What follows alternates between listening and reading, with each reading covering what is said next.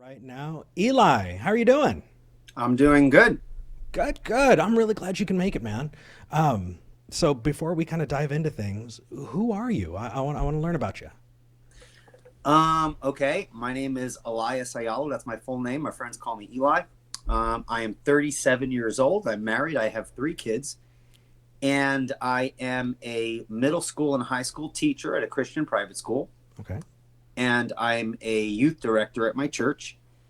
And I do some writing and apologetics, on the side. My interests are philosophy, epistemology, more specifically, and I love to have good conversations about the stuff that we're going to be talking about today. And I got a YouTube channel, Revealed Apologetics, and a Yes. podcast on iTunes, Revealed Apologetics. Folks can go there if they're interested in anything I have to say. And Absolutely. that's about it. All right. Well, speaking of your YouTube channel, I popped the link down in the comments for anybody who wants to check out Eli's Cool. channel. So you threw out a couple things there. You said you're really into apologetics and philosophy. Sure. How long have you been doing this for? Oh man. How long have I been doing this for? Probably since intentionally doing apologetics, probably since I want to say 2002-ish, around there. But I Okay. grew up I grew up in a Christian home, and I always enjoyed like theology and kind of going back and forth with some ideas and things like that. So I guess I can trace it back to like when I was in high school, but I didn't really take it seriously until I was probably in my early years of college. Okay. Yeah. Well, rock on, man. So I'm taking a look in the comments and I'm seeing if we can. Let's see. We have people saying that they're having audio issues. Looks like it's doing all right. Okay. I didn't want to have a muted Uh, stream. um, I could hear you okay. fine. You sound better than before. Nice. I like Yeah. that. All right. I increased both of our volumes just in case that was the case. Okay. But I want to kind of let people know how I found you.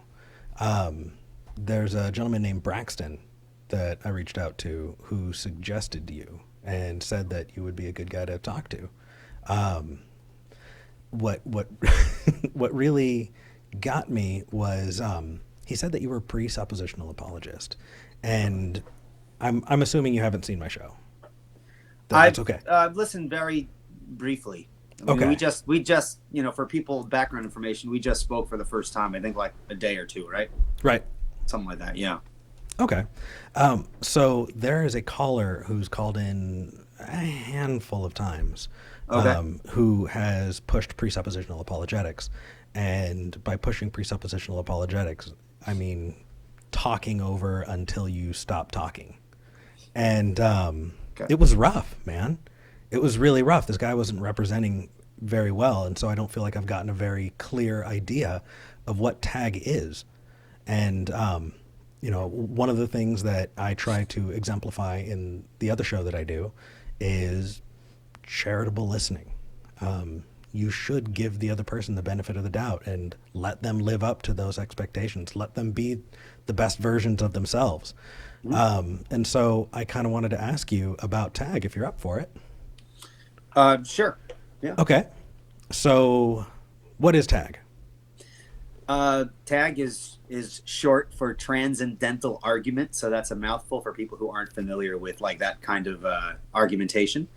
And it's not unique to Christians. I mean, you could find transcendental arguments in people like Immanuel Kant and even Aristotle when he argued for the laws of logic. And transcendental arguments basically ask the question, what are the preconditions for intelligible experience? What are the preconditions for knowledge?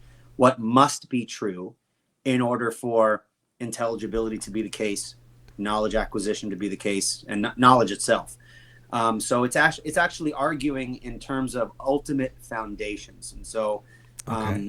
what I enjoy about it I, is, yeah, go ahead. Do you have a question? what is an ultimate foundation and why do we need it?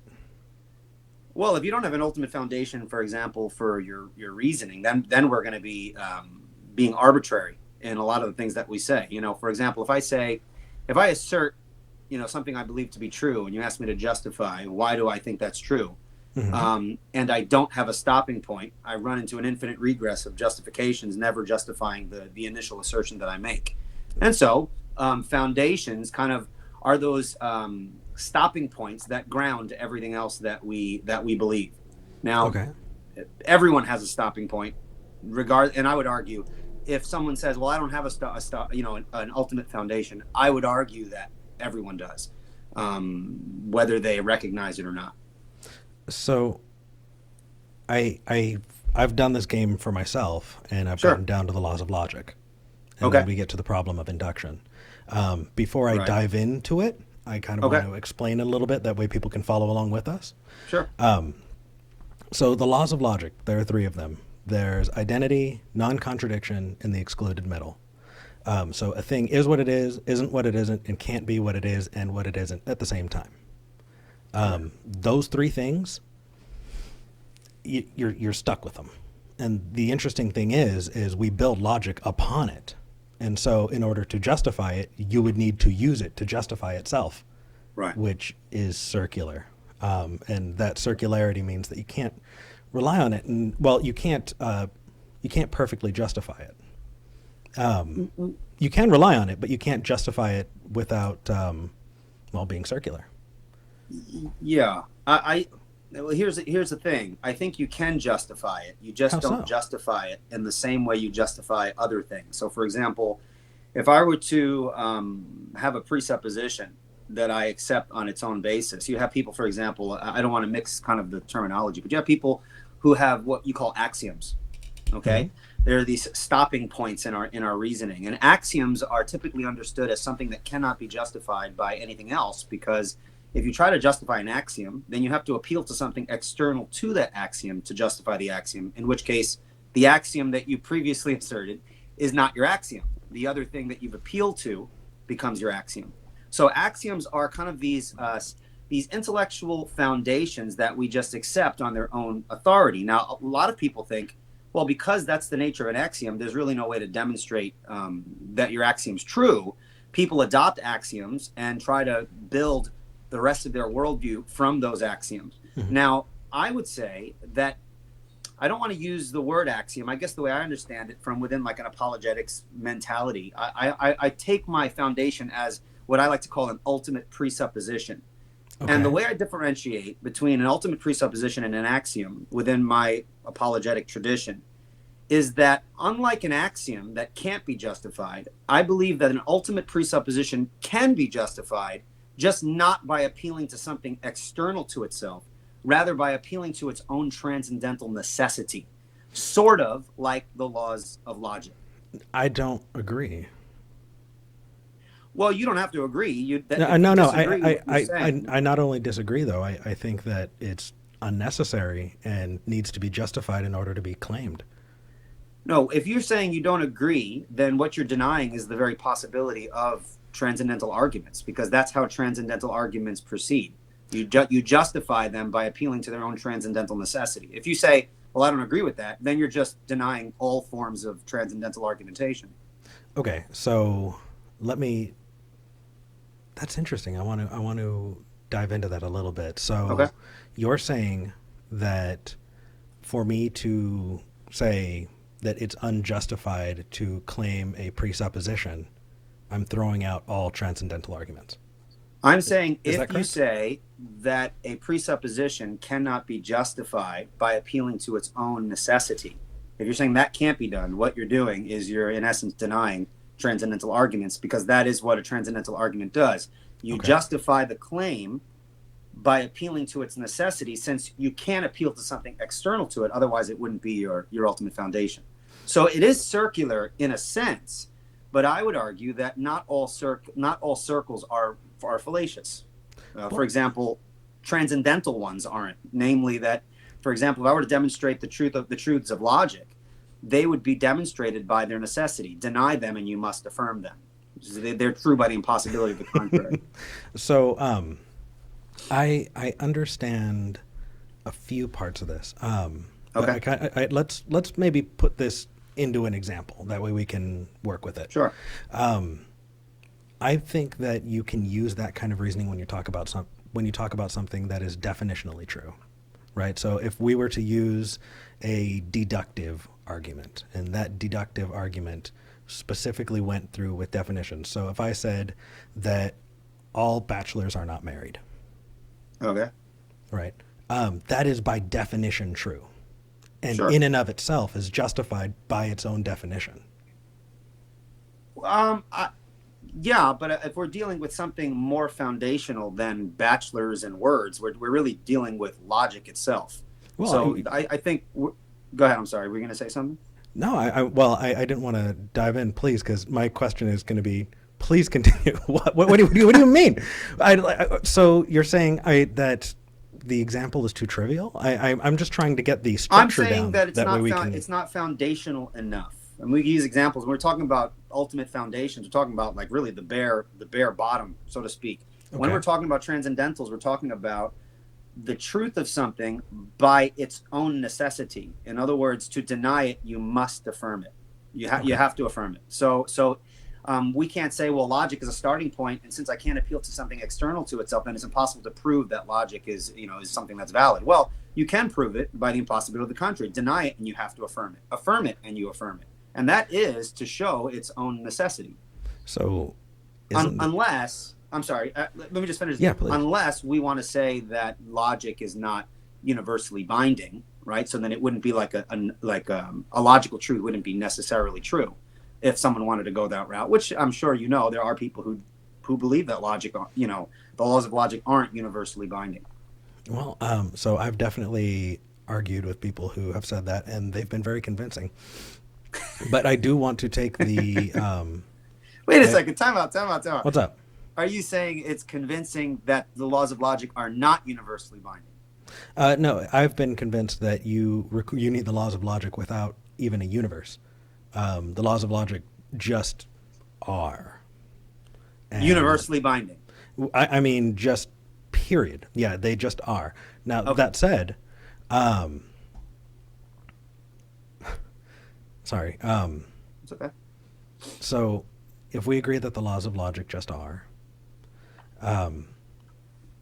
why are we making an assertion if we are at an impasse? It seems like what we've got is we have a thing that's working. This is a tool that we use. Okay. Wouldn't it be intellectually honest to say, I will use this tool so long as it works, and if it stops working, I'll stop using it? But to make a general statement when you can't justify it and use always and never statements, you know what I mean? In just blanket statements like that. How are you justified in doing so? Well, you can justify logic by its appealing to its transcendental necessity. So if you were to say, I believe in logic, then I guess my question would be, well, on that position where logic just is, what is that metaphysically? Can your worldview ground something like logic? And however Absolutely. you understand. Well, that's good. So Yeah, because I can use it. I'm sorry? Because I can use it.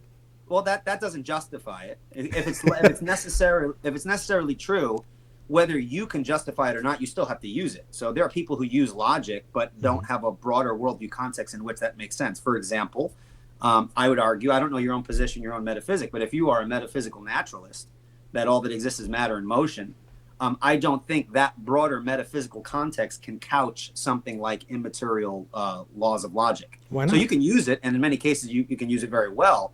But I don't think that when we talk about the nature of logic, that fits in a worldview in which all that exists is matter and motion. So do you think that now this is a bit of an aside, and on my show I would say we can't go down this path, but Okay. this is my channel. This is new. Yeah, you can do whatever you want. We are going down this path.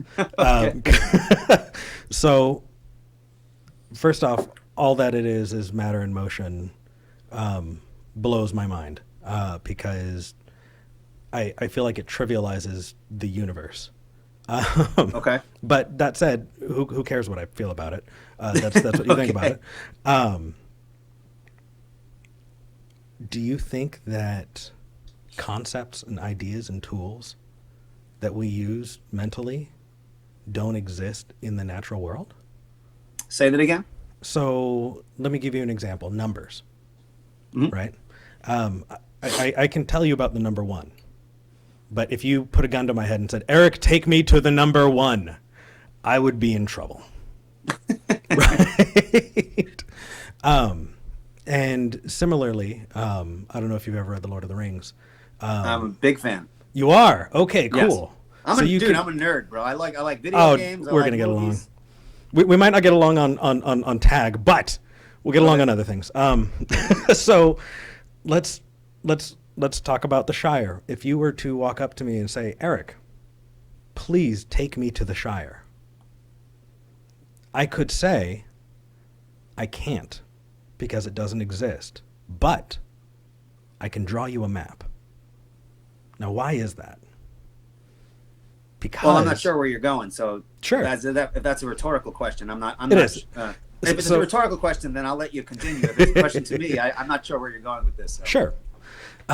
So we're talking about tools that we use, things that we're creating. We're talking about mental tools, right? We're talking about numbers. We're talking about ideas that only exist in our imaginations, right?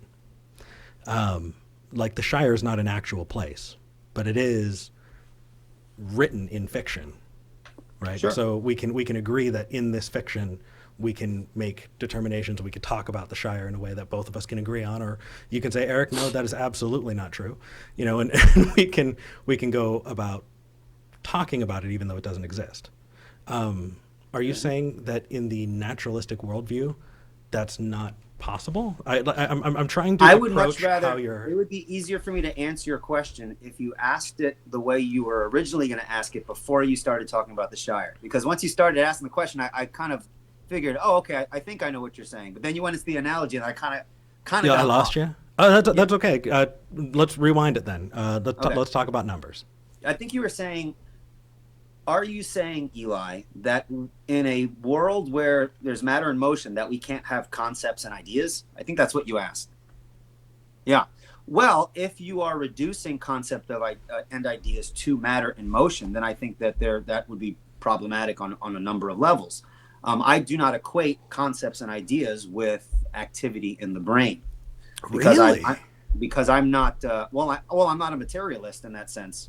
I believe that man has an immaterial aspect to his soul. I think concepts are immaterial, and so if something's immaterial, you can't have something that's immaterial in a worldview where everything is matter. But you agree that matter exists. Well, of course. Okay, yeah. So we can start there, right? Okay. So if I were to lobotomize you, yeah, could you still use those concepts? If you cut me open and then like I'm dead? No. If I were to damage your brain such that you're still alive but unable to think. Well, you would damage the instrument through which my soul would function. See, again, I'm operating with a whole entire system. So, for example, when we talk about worldview apologetics, if I can just back up for a little bit. Yeah. The difference between the Christian and the non-Christian is a difference of system versus system. So anything I might say about the nature of man is going to be connected to my broader metaphysic, in which I believe that there is an immaterial aspect and a material aspect. So right. I believe that man, in the beginning, God created the heavens and the earth, and you talk about the creation of man, and he breathed into man the breath of life. I believe man is a body-soul composite. And so the body is the vehicle through which the soul functions. If you damage the body, then yeah, you're going to damage the instrument through which my consciousness or my soul, whatever that looks like, whatever that is, functions. I'm sure you've heard the example of the pianist. I have to make sure I say that very, very clearly. The pianist, right? I don't think my crowd is going to have be upset. Well, I mean, this is going to go on your channel too, so no worries. So it's typically in these kinds of examples, the consciousness of man, the soul of man is the pianist, and the piano is his body. Okay. And so the pianist can produce beautiful sounds by, playing the keys. But there's a distinction between the instrument and the pianist. If you damage the instrument, that doesn't destroy the pianist, but it does damage the instrument through which he uses to produce the music. Okay. And so you could damage my my brain, and I wouldn't be able to operate in any meaningful way within time and space. but I don't think that I'm purely my body. So there's definitely a disconnect. There's a connection there, but I don't have that reductionistic view of the nature of man. Namely, well, it's just purely all matter and motion. Well, I don't think it's reductionist. I think it's what it is. So Right. to say that, it would be similar to me saying, okay, all you believe is that a God, ta-da. Well, I don't mean it in a pejorative. I don't mean it in a pejorative I don't either, but it's kind of revealing in how you view that materialism, you know, and the fact that we are material beings. So then let's do a thought experiment, right? Okay. So you know that brain damage doesn't just prevent or inhibit action; it changes action. And there have been documented cases where people have survived a traumatic brain injury and then have changed their personality entirely, sometimes towards very, very violent ends, right? And then, let's see, I believe I read about a case that there was a swelling in the brain that actually caused very, very different behaviors. It caused a gentleman to behave as like a pedophile, actually, in that case. And then after getting treated, though, that entirely changed, right? So was the pianist always a pedophile? Was the soul caused? What happened there in your worldview? Those are good questions. And I told you at the beginning, if I don't know the answer to something, I'll let you know. I don't know the intricacies of the connection. I mean, I'm not a philosopher of mind, and I'm not a neuroscientist or anything like that. What I'm saying, when we go back up to the nature of tag, because now we're shifting into immateriality, the mind, and things like that. The basic gist of tag is worldview system.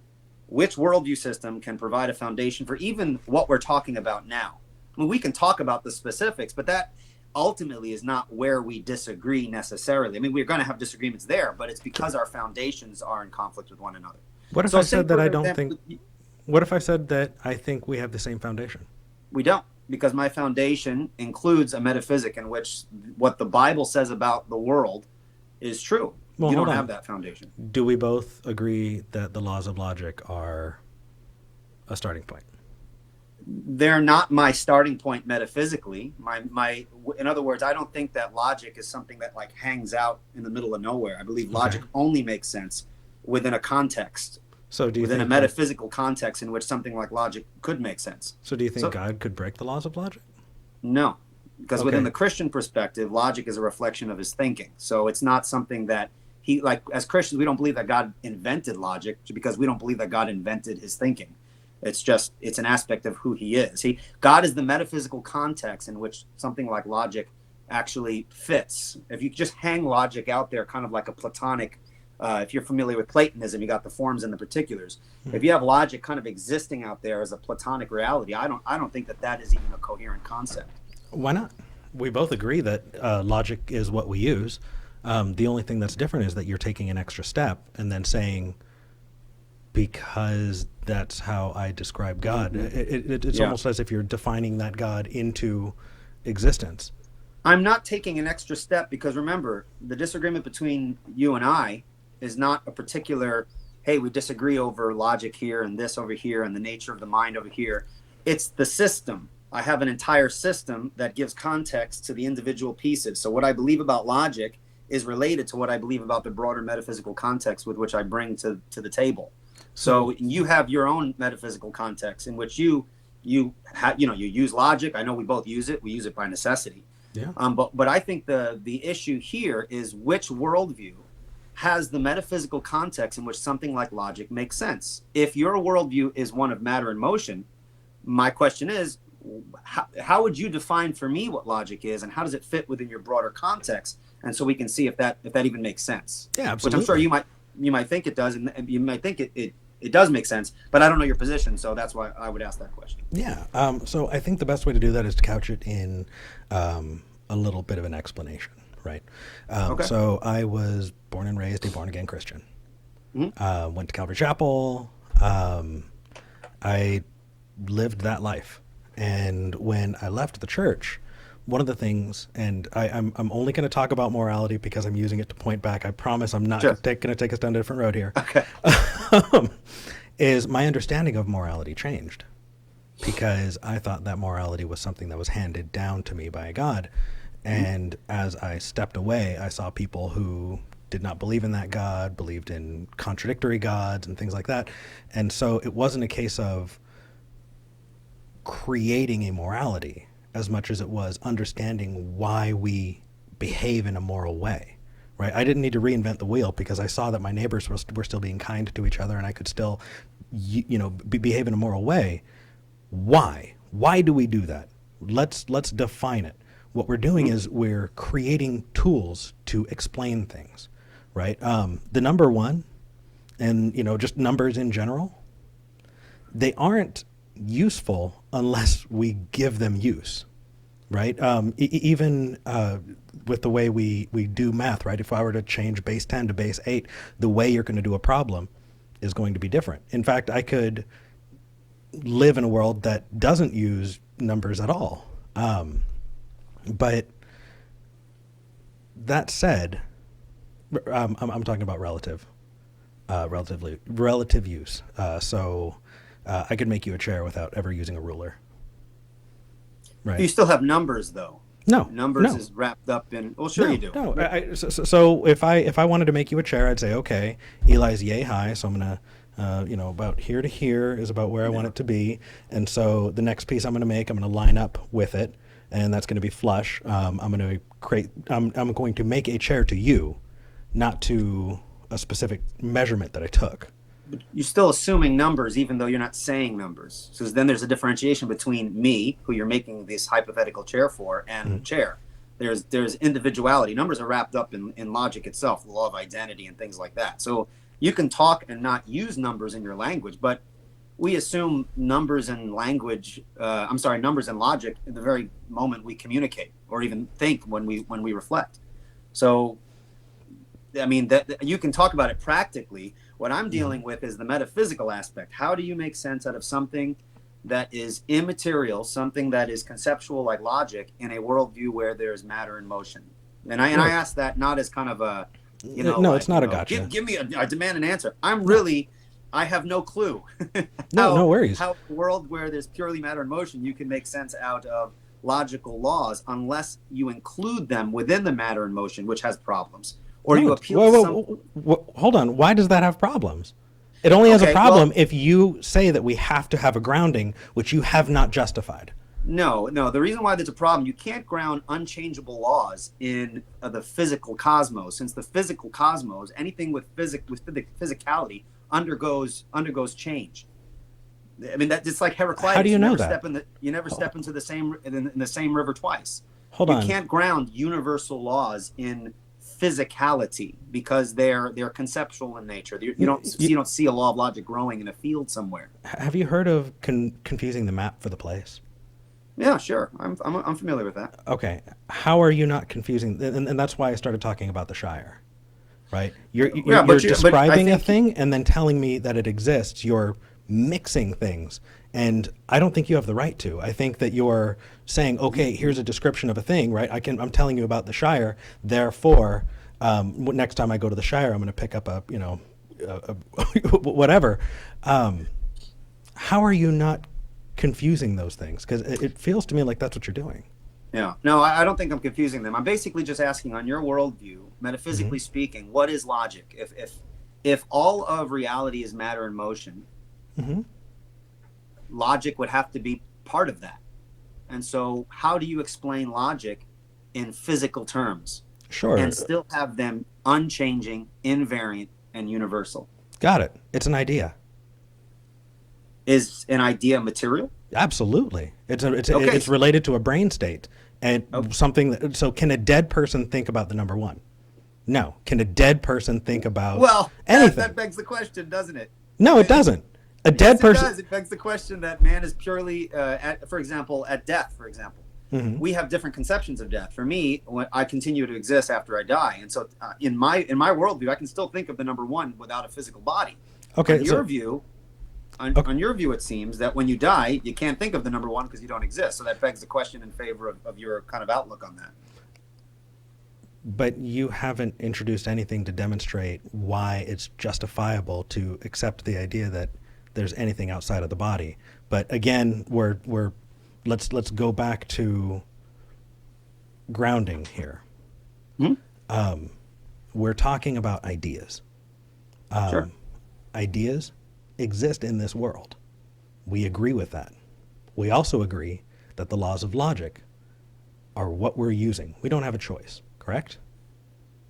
Yes, but there's a shift there, I think. You said the laws of logic, no one's going to disagree that we're using the laws of logic. The use of the laws of logic is not the issue. The issue is the metaphysical grounding for it. What is it in my worldview, and what is it in your worldview? On your worldview, logic is reduced to physicality, which I don't mean this pejoratively. No. Okay, so if it's not physicality, is it matter? It's an idea. I'm telling you that it is in your brain. It is an idea. Without you, So that is tool it in would your not. brain?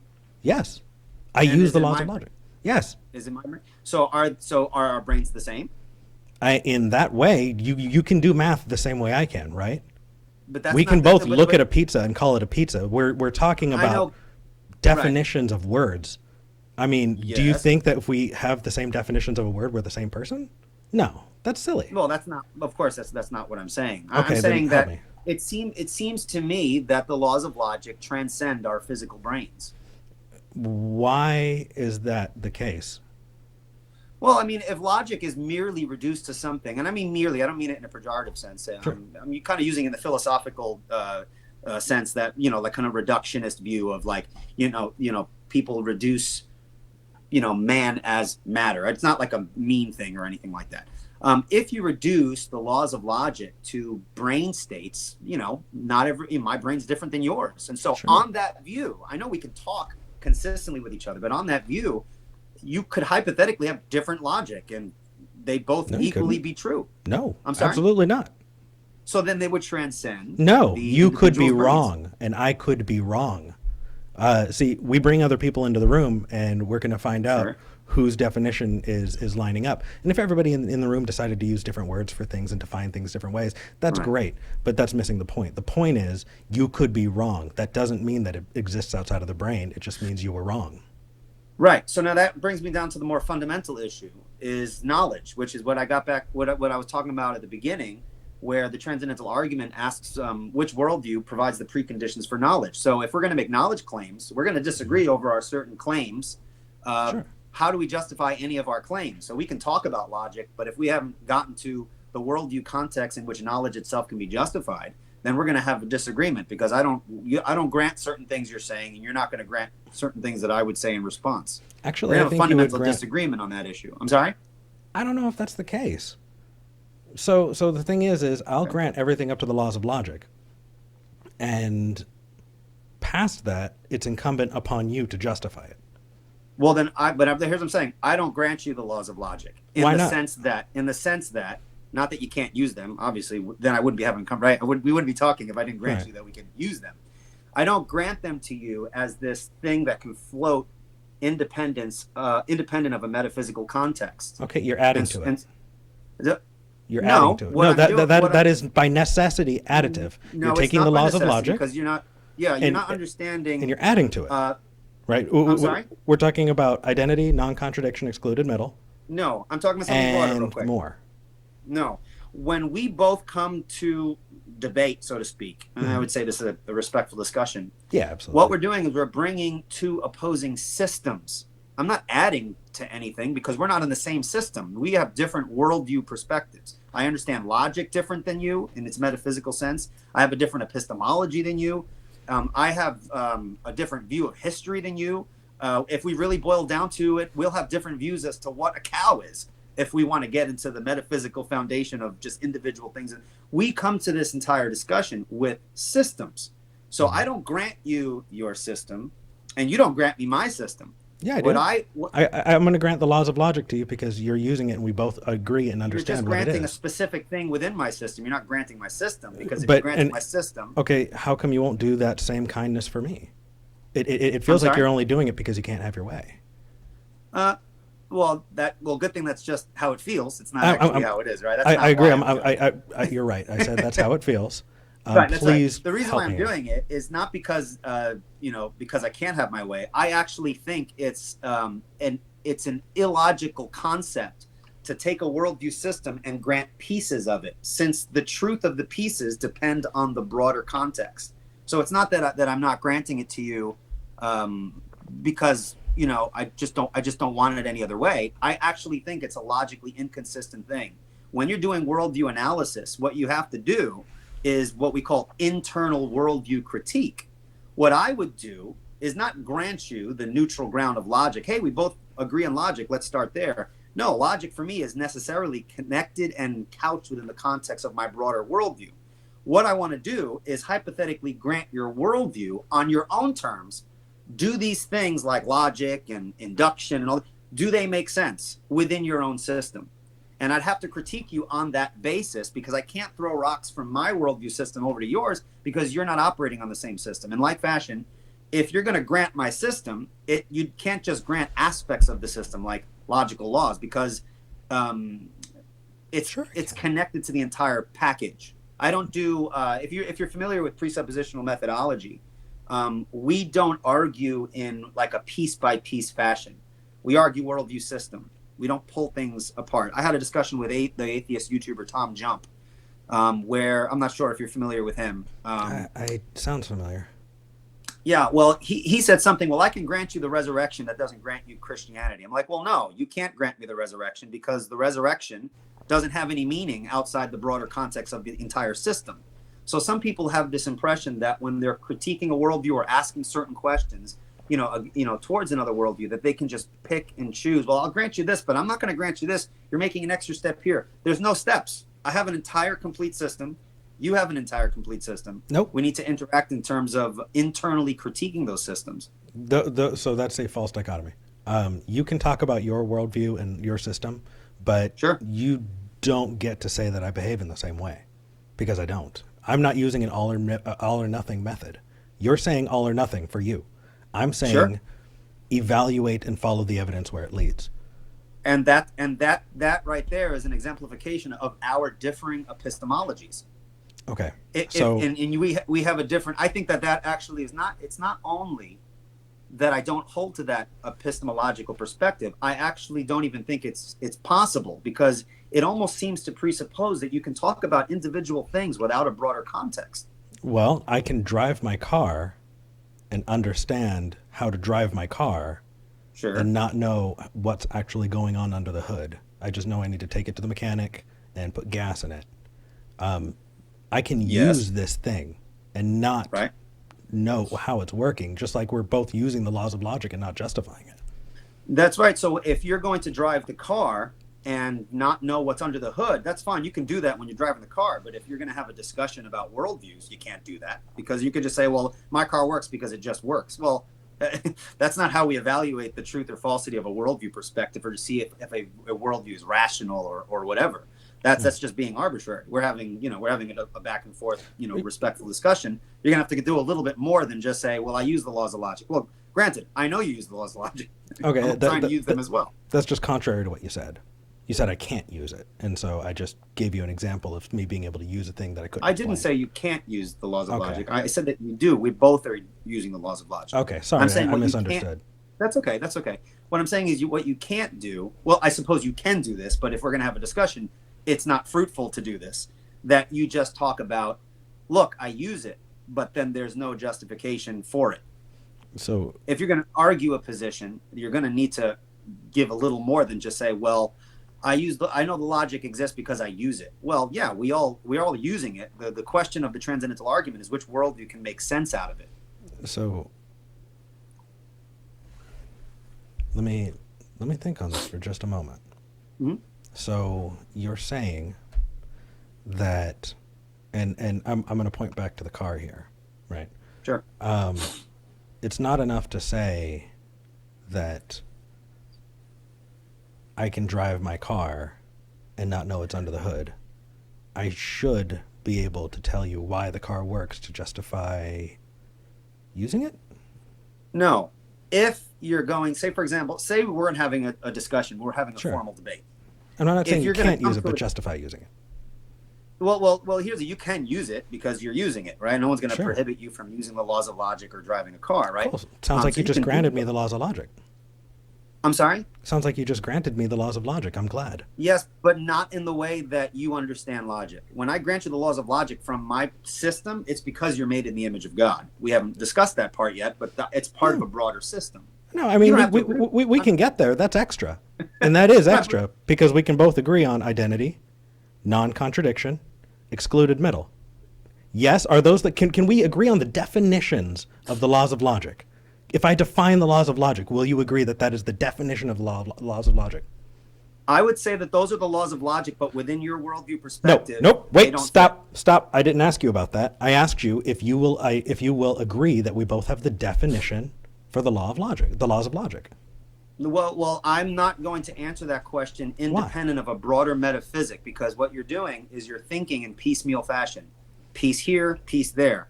What I'm saying is pieces cannot be rationally discussed without a broader system. I'm Okay. bringing a system. You asked about the transcendental argument. Okay. When we, as presuppositionalists, argue transcendentally, we are arguing systems. I don't argue about, for example, a specific fact over here. I have an undergirding theory of fact that gives meaning and coherence to the specific fact. So I can't talk about one without discussing the other. So Because say you have a fact here and I have a fact here and we can fight it off. Well, which one's true? Well, our assumptions are going to prohibit us from agreeing. So we need to go behind those and see which worldview has a proper theory of fact, a proper worldview that can couch something like a fact. Okay. And if you don't have a broader worldview that's consistent with what you say about the individual fact, then it's an incoherent system. And I Okay. could actually draw into doubt whether So- you could know that to be a fact within your own worldview perspective. Okay, so let's reduce this down. Let's Okay. reduce it down as far as we can. Okay. So let's take this to hard solipsism. Brain in a vat. Are we in the matrix? Can you trust your sense perception? Right.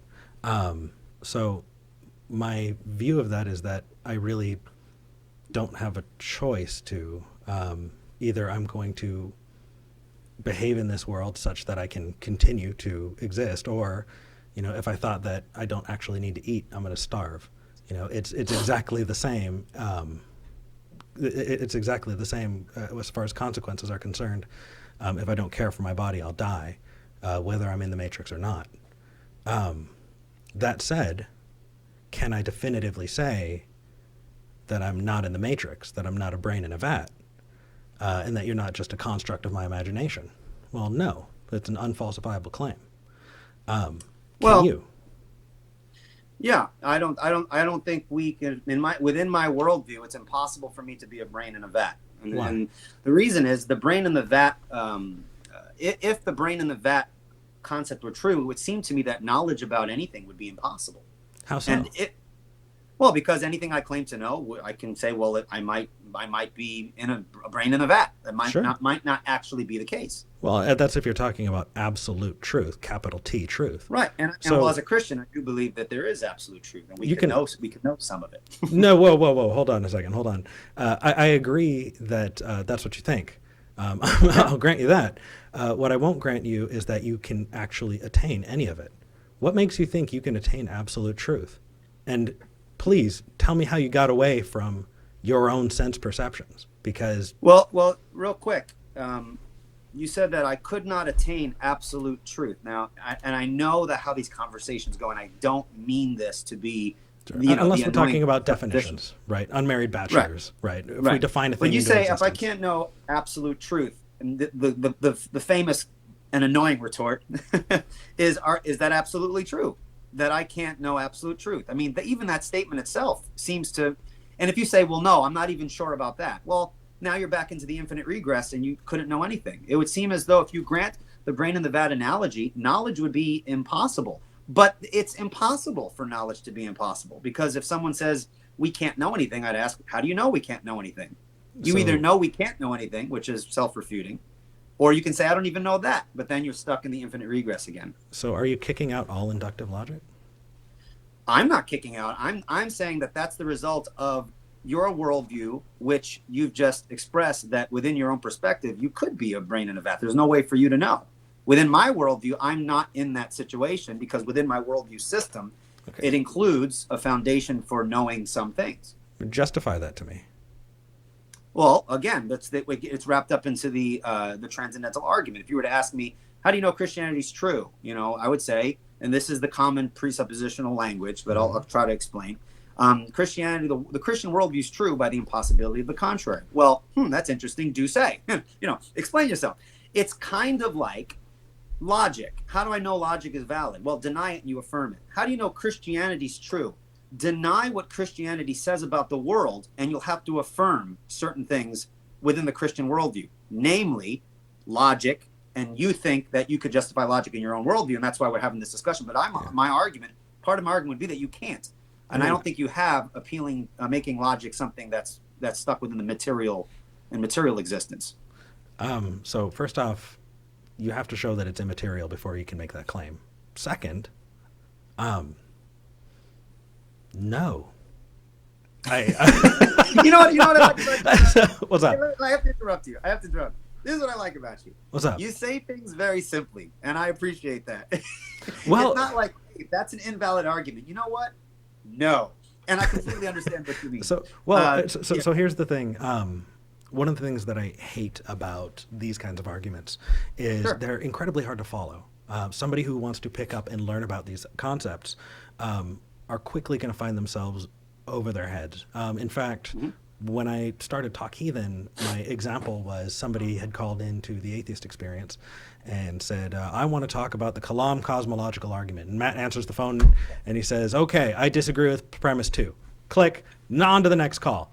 Did we learn anything about the Kalam? Did we learn about why he disagrees? Did we learn about what the premises are and why premises are important? Did we learn any of that? No, we lost a teachable moment. And I honestly think it's a sign of understanding when you can use different language to express an idea. It's just like it's one thing to learn a subject. It's another thing to teach it, right? If you're wanting to teach mathematics to someone, you're not just understanding it. You are finding different ways of approaching it so that you can discuss it in a way that makes sense to the student, right? When I say no, it definitely resonates. People are able to, okay, why is Eric disagreeing? Right. So the reason I'm disagreeing is, and I don't want to go in circles here. I don't, and I feel like we're going to start going in circles. I don't think so. I don't think we're going to go in circles. I don't even feel that. My question is, and this is an honest question, I'm having great difficulty understanding how universal laws of logic can be material. They exist in your mind. And okay, well, when you talk to a Christian, a mind is not material. I don't equate mind with brain. Okay, that's great for you. Demonstrate it, because you're adding an extra step to our understanding of the world. Remember, I'm not adding anything. Yeah, remember, you are. So you're adding soul to body, which we both agree with. No. Okay, you're not understanding the idea of system against system. I'm not adding anything. No. How is that not all or nothing? That is all or nothing. You are saying you're taking my whole worldview or not. Piecemeal. You're trying to argue piecemeal, and I reject that. I reject that form of argumentation, because I'm not going to discuss individual things independent of a broader context. I have a completely different system than you. Okay. And you have a different system than I do. So I don't operate on that basis. So what I'm saying is, within your perspective, now this is what you call an internal critique. I'm putting my perspective aside and I'm trying to understand your perspective. Within your worldview, okay, how do you explain, and this is not like a debate question, I'm honestly asking, how do you explain universal conceptual laws that are unchanging, that is grounded in the material world? And for you, and you can correct me if I'm wrong, all that exists, and I don't mean that pejoratively, is matter and motion. I'm having great difficulty understanding how universal conceptual laws are matter. Sure. The Shire is a place that I can draw a map to. I can describe the Shire in the same way that I can describe our understanding of concepts. That doesn't mean the Shire exists. You're mixing up the map with the place. So help I'm me not out. So telling you there's a place. I'm telling you there's a map, and the map exists. okay, so explain this. So what is logic on your view? What is it? The metaphysical essence of it. So I can tell you about the laws of logic. Okay, so do these laws that we use to speak, are they reflecting a more fundamental reality? I think if it was, then you would need to show me evidence. In the same way that somebody says, No. Eric, I'm sorry. I'm asking you, within your perspective, do these words that we use, law of identity, law of non-contradiction, law of excluded middle, are they pointing to something more foundational, or are these just words that we use and we call them the laws of logic and we all agree to use them? I don't see how you could justify the former. I'm not sure what you mean. I'm asking you Sure. from your perspective. Sure. Words just being words is the way that we built this society, right? We all agreed to them. We understand and talk about the laws of logic because very smart people found that there were constants in this universe that we're living in, and we describe them. But that's it. Anything more, like I could be a dishonest interlocutor, right? I could, for example, I could say that the only reason you're able to use logic is because I grant logic to you, me being the deity, right? And so if I were to, as the deity, grant that, I say, well, I'm couching that in my entire worldview, and so I'm not going to let you pick that apart. It becomes unfalsifiable. And so how do you protect yourself from unfalsifiable claims? It's unfalsifiable. Okay, within my worldview, logic is unfalsifiable. No, your worldview being unfalsifiable. That's right. Since it's grounded on God, who couches the laws of logic, it's unfalsifiable. It's true, but it's true by its own transcendental necessity. That's the nature of the transcendental argument. Hold on. Now we didn't hash that out just yet. But for example, if you were to ask me, is it possible for your worldview to be false? Well, if I'm going to be consistent with using a transcendental argument, I'm going to say, no, it's not. Because if it's possible, then it's not the necessary precondition for intelligible experience. Okay, so where in here do you feel that I'm right and there's no way that I can be wrong? By definition, how is that acceptable to you? Yeah, I'm not saying it by definition in the sense, well, I'm right and that's it, and it's just a claim. The response that I would hope that you would, if we were to kind of do it in a more formalized way, for example, if I were to say that the proof for the truth of the Christian worldview is that if it were not true, you couldn't prove anything at all. A lot of people mistake that as an assertion. It actually isn't. If you want to falsify that assertion, which I believe is you're not going to falsify, but that's just me. I mean, I'm trying to be consistent with my own view. Sure. What you're going to need to do is give me your worldview and show me how you can ground the very thing I'm saying you can't. Okay. If you do that, then that's where the worldview systems are going to collide, and we're going to see which one has the foundation for knowledge, intelligibility, and things like that. Okay. So. Does that make a little sense, though? I mean, you don't agree with me, but is what I'm trying to say make a little sense? Like, are you understanding a little bit about at least where I'm coming from, or is it completely gobbledygook? No, I'm getting it. I'm actually trying to think of a way that I can clearly respond in a way that's helpful. So I'm borrowing an example from seeing a whole lot of other people use it. Harry Houdini, was friends with Sir Arthur Conan Doyle, who wrote Sherlock Holmes, right? Famously, in Sherlock Holmes, there's the statement that Sir Arthur Conan Doyle would say is, once you eliminate all probable results, whatever's left has to be the truth. Right? If you lay out all of the different explanations for a thing and discount and are able to rule out everything but one, then whatever's left, no matter how improbable, is true.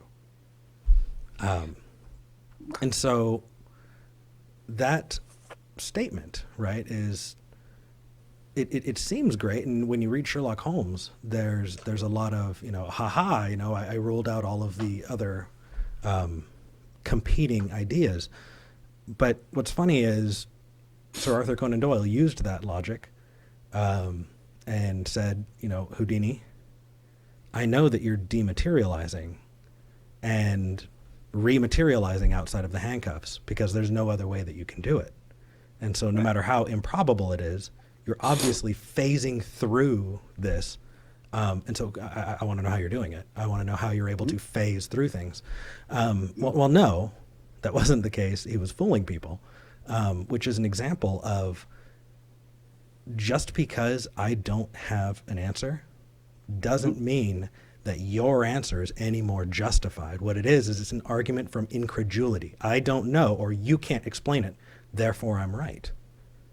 Well, you could say that. That's I unsatisfactory. can say, when you say, well, just because I don't know doesn't mean your answer is right. Well, I'm giving you a worldview system that can ground universal conceptual laws, which I think upon very close study, and obviously you disagree, it is easy to see that the laws of logic are not grounded as materialistically. And there are a lot of atheists who see this as a problem. You have these universal conceptual laws. How do we make sense out of that if we hold to a view that the universe is purely matter and motion? I don't think it fits in the same way. When you ground these universal laws in a world that is purely material, there's issues there. My assertion that there's issues is not just my assertion. A lot of people who agree with it doesn't make it right, but that's something that you really need to come to grips with. If I were to say, logic, is it material? You say, no. It's like, well, is it immaterial? I don't know, or no, or well, what is it? It's like, well, I don't know, but that doesn't mean what you're saying is right. It's like, well, I mean, if we're going to debate worldviews and talk about foundations, it seems as though we need to talk a little bit more about the details of your worldview, because otherwise you're using logic, but you have no ground for them, and your assertion that, well, just because I don't know doesn't mean well, maybe you should consider that universal conceptual laws, you might not agree with this, but it is quite rational to make the argument that universal conceptual laws could be grounded in a universal mind. They're conceptual. They're conceptual Sure. by nature. Yes, and Bigfoot could crawl out of my ass. Until you can justify that, then you have no right. You have no right. In fact, what you've done here is you replied to my example of, you need to provide your own response before, invalidating mine. I understand that you're wanting to talk about my worldview, and I'd be happy to talk to you about my worldview. What it seems that you've done is you have taken the ability to discuss your worldview off the table before we ever came to it. Absolutely Okay, not. then show me how your worldview is falsifiable. Well, when we talk about comparison of worldviews, I'm not removing mine from the table. Okay, If you're how's it familiar with, falsifiable? I'm sorry? How's it falsifiable then? It's not falsifiable. Okay, then you're taking it off the table. No, because you're welcome to critique my worldview. This Okay. is the whole nature of the discussion. Since we have different worldview systems, look at this. If I were to have my two hands up here, I look like an idiot putting my hands up like Dude, I've but been let's doing say it the whole night. No worries, man. Sorry. So if these are, let me get them in the camera. There we go. Yes. If these are two worldview systems. Okay. If you throw stones from your worldview system into mine, critiquing it from the outside, you're not going to successfully refute my worldview, since your system has completely different starting point. I don't grant the things within your worldview. And like fashion, as a Christian, I can't throw rocks over into your worldview from my perspective. Yes, you can. And so you should. No, you can. No, you You cannot. entirely should. Because if I'm Not wrong, from my worldview. I yes, never critiqued absolutely. you from- You can be No, wrong no. about everything else. You can be wrong about everything in your life. But if you bring a salient point to me that shows me that I was wrong somewhere, then I should change it. And the fact you is, should change the idea that it's adequate to critique a worldview from someone else's worldview. no, It's an illegitimate logical move. So For example, if you were to say can God create a rock so big that he can't lift? Again, you are asking a question that would be impossible given the thought categories and concepts within the Christian system. You can't throw rocks from outside systems. You have to go into the system and evaluate it on its own basis, so that given the hypothetical truths within that system, it shoots itself in the foot and hence can't stand. Or it can answer those questions. It is consistent, is coherent, and you can ground the pieces of belief, or the articles of knowledge within that worldview, that they're consistent within the system. Okay, so you can't just go from outside the worldview. You have to do what's called internal worldview critique. Otherwise, so I entirely disagree.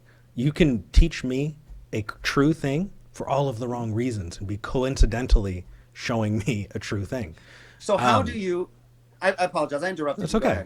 No. What I was going to say is, It sounds like there's no reason for me to be here. Well, I mean, you invited me. No. I agree. But generally in this discussion, you're saying that the transcendental argument, the Christian worldview as you are portraying it, is something that is absolutely justified, absolutely works, and you can't be wrong. And investigating it doesn't matter, because no matter how many ways I can bring it to you, unless I already believe what you believe, then I can't justify it. Somebody else who says that they believe in tag, and honestly, what you could do is no true Scotsman, everybody else right out. If somebody says, well, here, I have a problem, you go, well, you obviously don't accept my worldview the way I believe it, and so I'm going to invalidate you. How do you get out of that bubble, dude?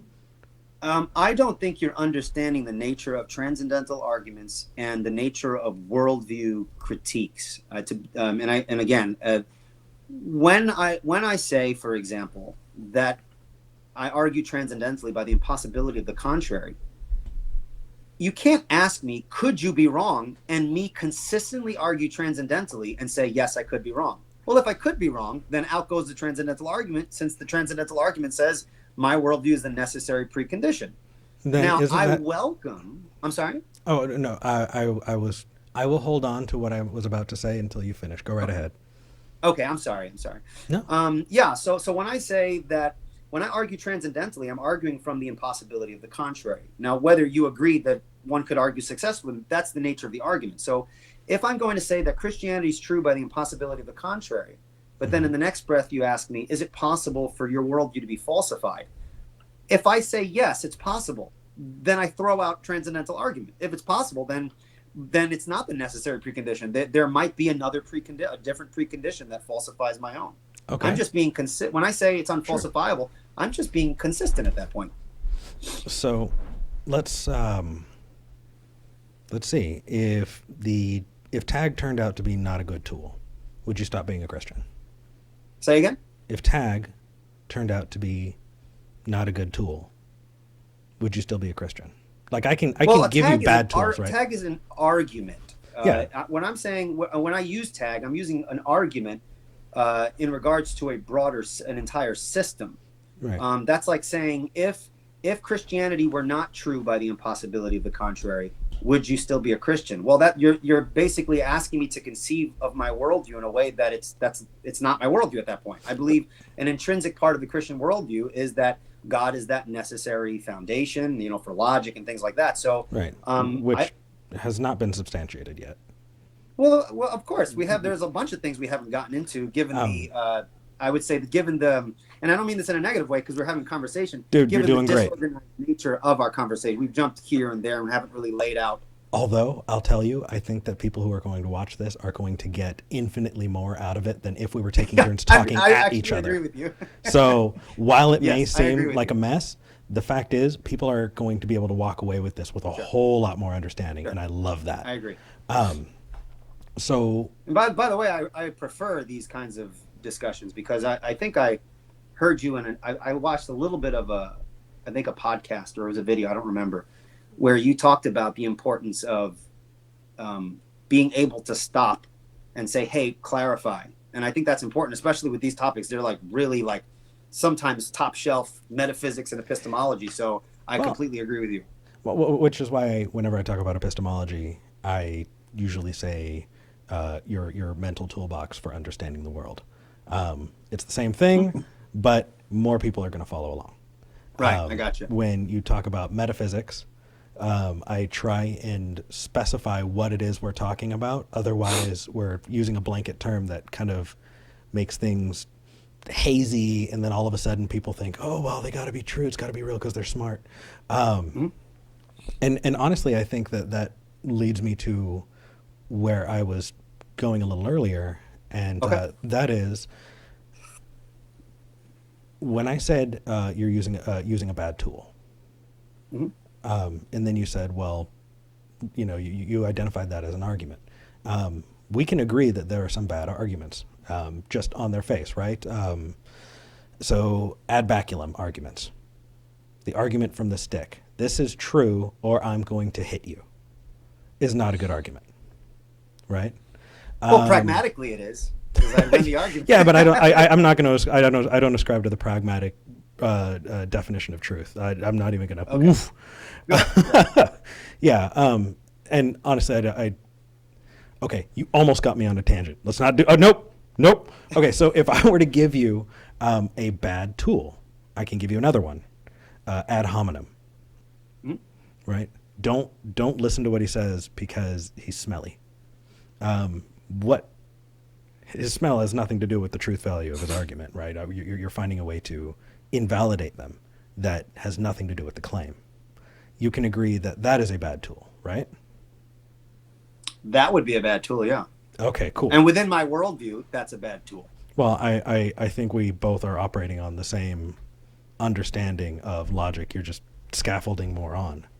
Well, I'm acknowledging a broader system in which couches and makes sense out of logic. So, whereas it almost seems to me that you understand logic as kind of this, either something material, which that really doesn't make sense to me, or why? Ask me questions about it. If it doesn't make sense to you, well, that's what I asked before. I don't Okay. know. I mean, what does logic look like in a materialist worldview? In the sense, What does it look like? The same way it looks like to you. No, Identity, it does non-contradiction, excluded middle. What does it look like, though? Remember I asked you about the laws themselves. When we say the laws, law of identity, non-contradiction, excluded middle, are those words pointing to a more fundamental reality? Got it. So, or are they conventions of words? We just put these words and we agree upon them and we use them. right. So you Which are one is it? pointing. It's the latter. I feel like you're pointing at a map of the Shire, and saying, is this a real place? And if this is not a real place, then there's no value to this map.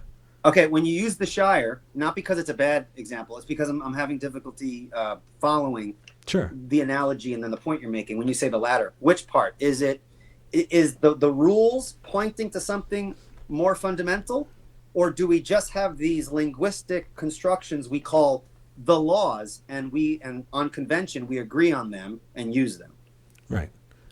So let me try and so it's the second. It's the we creating these words.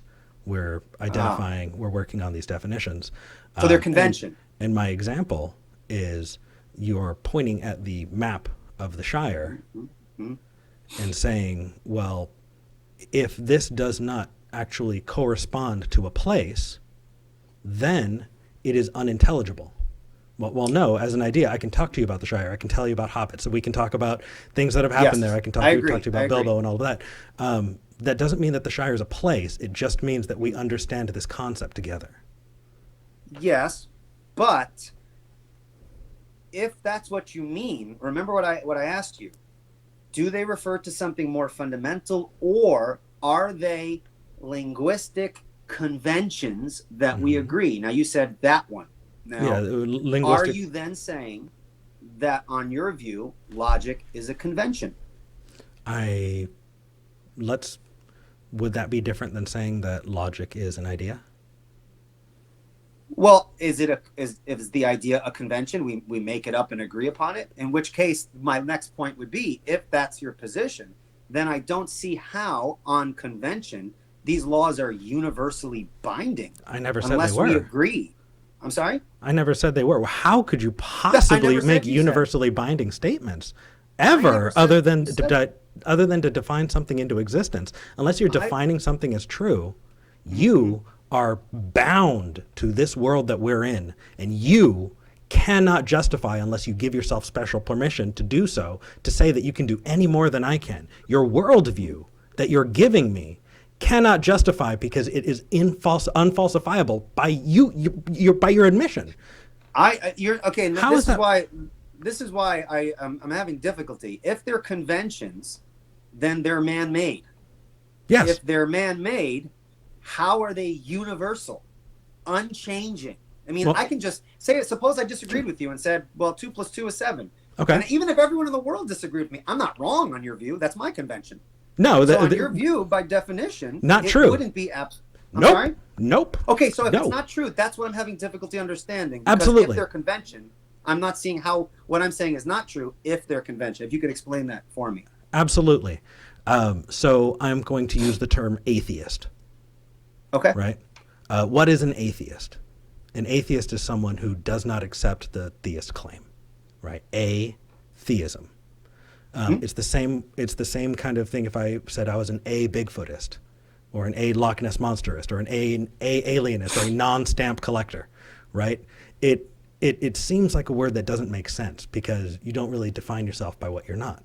The reason that atheist is something that sparks people's attention is because theism is taking a very, very large front row seat in this society that we're living in. People are using it as justification for things. And there are a lot of justifications that I'm sure you would agree with me should not be used with religion, right? Talk about the Westboro Baptist Church, right? They're using what they feel that their religious view is to hate on gay people and condemn soldiers who were sent back from war after they died. When theism stops being something that people can batter each other over the head with, atheism will be a concept that makes just as much sense as non-stamp collecting, and I'll need to find a new job, and I'd be fine with that. I'd be happy with that. But the thing is, that term has a purpose, and we're using that term. Does that mean that there is something intrinsic in that term? No. We can define it, we can give it a different word, and that's fine. In fact, in all cultures, in all different languages, we use different words to describe things. Sure. The only reason that we're able to move forward is because we agree on those definitions. If you don't agree on an idea by yourself, cool, you're not going to have a good time navigating the world that we're in. But that doesn't make you just as right.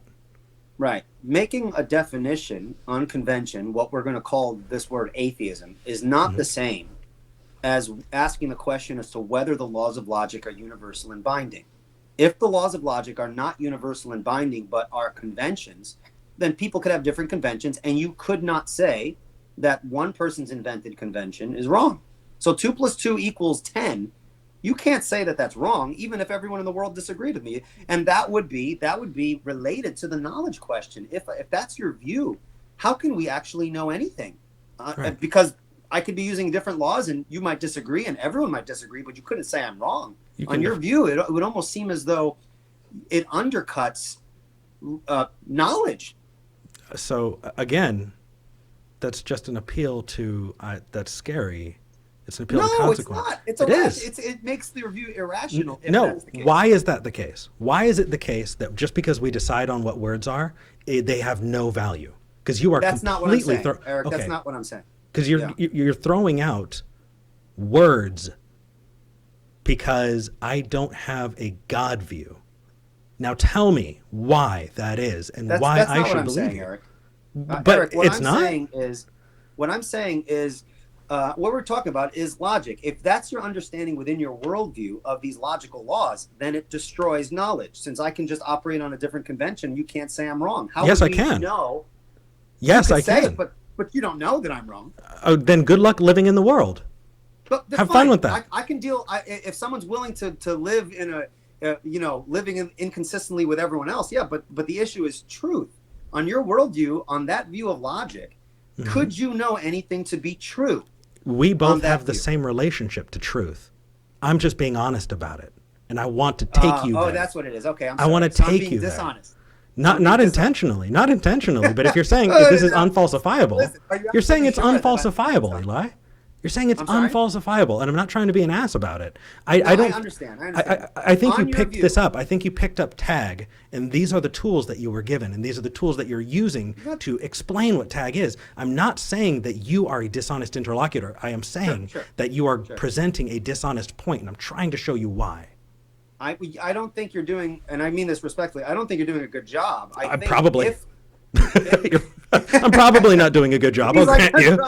Yeah, but I'm trying. What I'm saying simply is that if what you're saying about logic and all this stuff within your worldview is true, it seems to destroy and undercut knowledge and rationality, since we couldn't know anything to be true. Because if you're going to use logic to come to conclusions and call it knowledge, well, if someone's operating on a different convention, then I can draw into question whether what you say you know, you in fact know it. Now, if you can say, for example, well, fine, deny what we've all agreed upon. Have fun living in that world. Well, that's an irrelevant question. That deals with the practical outflow of what I believe. But we still can't get to, is what I'm saying true on your view? It seems like you're reduced to a complete and utter skepticism, which I think is a problematic perspective if you're going to make knowledge claims throughout a conversation and you can't ground them. So you're appealing to something that we both have to deal with. We're both in the same boat. No. Sure. I don't have that. Because I don't believe that logic is conventional. Because if I did, don't care what I'd you be stuck believe. in your position. You're using exactly what you said you can't do, right? You said, hey, Eric, if this person wants to believe X and they're absolutely wrong and they want to live on an island somewhere and never have to deal with people, then that is just an outflow from Can you say this that again? line of reasoning. If somebody wants to repeat that sentence again? Sure. If somebody wants to live on an island with their own definitions for things and their own understanding, whatever, good luck living in the world. You replied to that by saying, hey, Eric, you're just appealing to the consequent of it, right? You're not actually giving me truth claims. And you can't get to truth claims by appealing to consequences, right? Yeah, but you said, when you said it the first time, you said that they go off and they're wrong.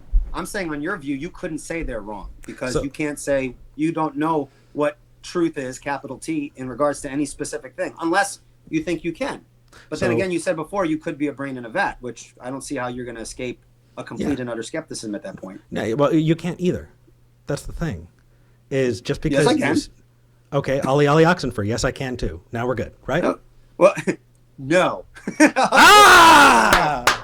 Yes. Why? Now, you don't have to agree with this, but if you consider my worldview system within my worldview system, because it is grounded in a personal God, if you were to hypothetically grant the truth of my worldview, then within the truth of my worldview, there's a God who can convey knowledge to me such that I could know it. Now, you don't have to agree with that as an atheist, but from within the Christian system, that is a coherent concept. So I could have knowledge because I have a God who knows all things and can reveal things. Within my system, that's consistent. Now, within your system, what I'm saying is, on your system, you can't have knowledge. And if you can't have knowledge, then it's an irrational position. Why do I say you can't have knowledge? Because you just before agreed, logic is convention. Well, if it's convention, then you have competing conventions and you can never know the difference. No, give me a competing convention to the laws of logic.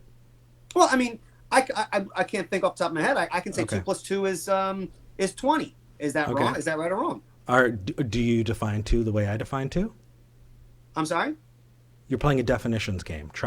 So are you defining 2 the same way I do? I'm disagreeing with I'm asking you. I can agree with your definition and disagree with your definition at the same time. No, you can't. So that's like saying... Is it true that I can't? So you are relying on... Okay. Let me Yeah, clear your mind. recalculate just a little get bit, in the right? weeds. What was it? What was it in Bad Boys? You need coffee or something, or water. Woozah. I got my energy drink right here. Okay. So, we're talking about brain in a vat. You brought up how do we escape from brain in a vat? How do you escape? My worldview, there's no brain in a vat. Okay. Unless you can verify it, all it is just saying a thing to say it. You don't have to agree with it. Within my system, that Okay. notion is not coherent. I'm asking within your system, how do you escape it? I only care about truth. Shouldn't you only care about truth? So we're investigating your system here. This unfalsifiable system, right? There are a ton of things within that system that I can pick apart. But if you're taking the whole thing, then would it be intellectually honest to say, hey, Eric, if you can point out a flaw in this whole, then that whole is no longer justified to stand as a whole? Well, you'd have to pick out a flaw that Right. is an essential feature of the coherence of that worldview. Right. What you're just saying right there, if you were to say, yes, I'm going to try to do that, then you're agreeing with me at the beginning that in order to refute a worldview, you have to do an internal critique. What you just expressed there is itself an internal critique. Some people have tried to do that. Here's an internal critique of the Christian worldview. Yes. The Christian worldview says that God is good, there's evil in the world. How do you reconcile that? Right. The Trinity, how can God be three in one? But that's no longer that's longer seeking. I'm sorry. That's no longer giving a truth claim. That's evaluating somebody else's claim. That's right. Right. And when you evaluate it and show it to be logically incoherent, then you've now shown that it's false, since logical Okay. incoherencies can't be true. Okay, perfect. Does God speak to Christians? I'm sorry? Does God give Christians special knowledge? Yes, in Scripture. Okay. How can you tell the difference between somebody who's hearing voices or hearing God? Well, as Scripture being our standard, we have to compare what we think we're hearing with the truth of Scripture. Sometimes it's clear, sometimes it's ambiguous. God speaks to us, but that doesn't mean He's always speaking to us at every moment. He's given us His Word, and we're called to learn it and to apply it in our lives Okay. the best that we can. Could somebody hear a voice in their head that is coherent and accidentally think that they believe they heard the voice of God? Well, it depends. Now we're dealing with the metaphysics of how God conveys knowledge. I'm not sure exactly how that works. I mean, for example, there are things within the Christian worldview that we can know to be certain, and there are things that are we call it in theological language like the mysteries of God. When I look at the Bible, it is God's revelation, but there are certain things that God hasn't revealed to us, and the Bible even says that. And when you ask questions that relate to things that He hasn't revealed, I couldn't say in any definitive fashion. Within my worldview, there is an allowance for areas of mystery. How do you reconcile a completely sovereign God with human free will and responsibility? That's a tough one. The Bible doesn't go into it, so we create philosophical constructs to try to understand those in various ways. But to point out those various tensions, because they're not included as a revelatory aspect within our worldview, that's not one of the things we can claim to know with certainty. In my worldview, we can know certain things. I'm not saying we can know everything. That sounds like I don't know. I could have said that, but then Okay. I think it'd be better if I explain. Sure. I just want to make sure that Remember what I'm I told not. you last time. I have Yeah. no problem saying I don't know. I know. Deuteronomy I got you. 29 says that the secret things belong to the Lord, and the things that God has revealed belong to us and our children's children. There are things that within the Christian system, things that we can know, and things that we are not told. Okay, so I brought up something that's inconsistent. We can actually go back on the record, and you actually used the word mystery, which is you appealed to mystery. You appealed to mystery to answer. Yeah. Yeah. Do you think That's an not a appeal to contradiction. No, it's a fallacy by definition. Appeal to mystery is a fallacy by definition. It can't be a fallacy because within my system, there are certain things we can know, and within my system, we're told things that we don't know or we can't know. Okay, so in your worldview, that's the system. In your worldview, an appeal to mystery is not fallacious. It can be fallacious, but not in this case. Okay, how do you know that? Well, because given my worldview, given the revelation of God, I'm not giving it. But you can say according to my worldview. You can say according to my worldview. Hypothetically, given my worldview, if you want to use that kind of language. I'm assuming. Here's the thing. I don't think you are fully understanding the nature of an internal critique. You almost got it, and you asked a good question. But when I say given my worldview, what I'm assuming is that if you assume my worldview, I know you don't believe my worldview, but if you assume my worldview, this appeal to mystery makes sense, just as this appeal over here to knowledge makes sense within my system. Now, you don't have to believe the system, but you can't critique my system from the outside of it, because that's an external worldview critique, and that's an illegitimate and illogical move. You wouldn't be able to draw any good conclusions by evaluating my worldview based upon your worldview, because we have different paradigms. Okay, so could I say, using that logic, you have no right to critique my worldview because you don't have it? No.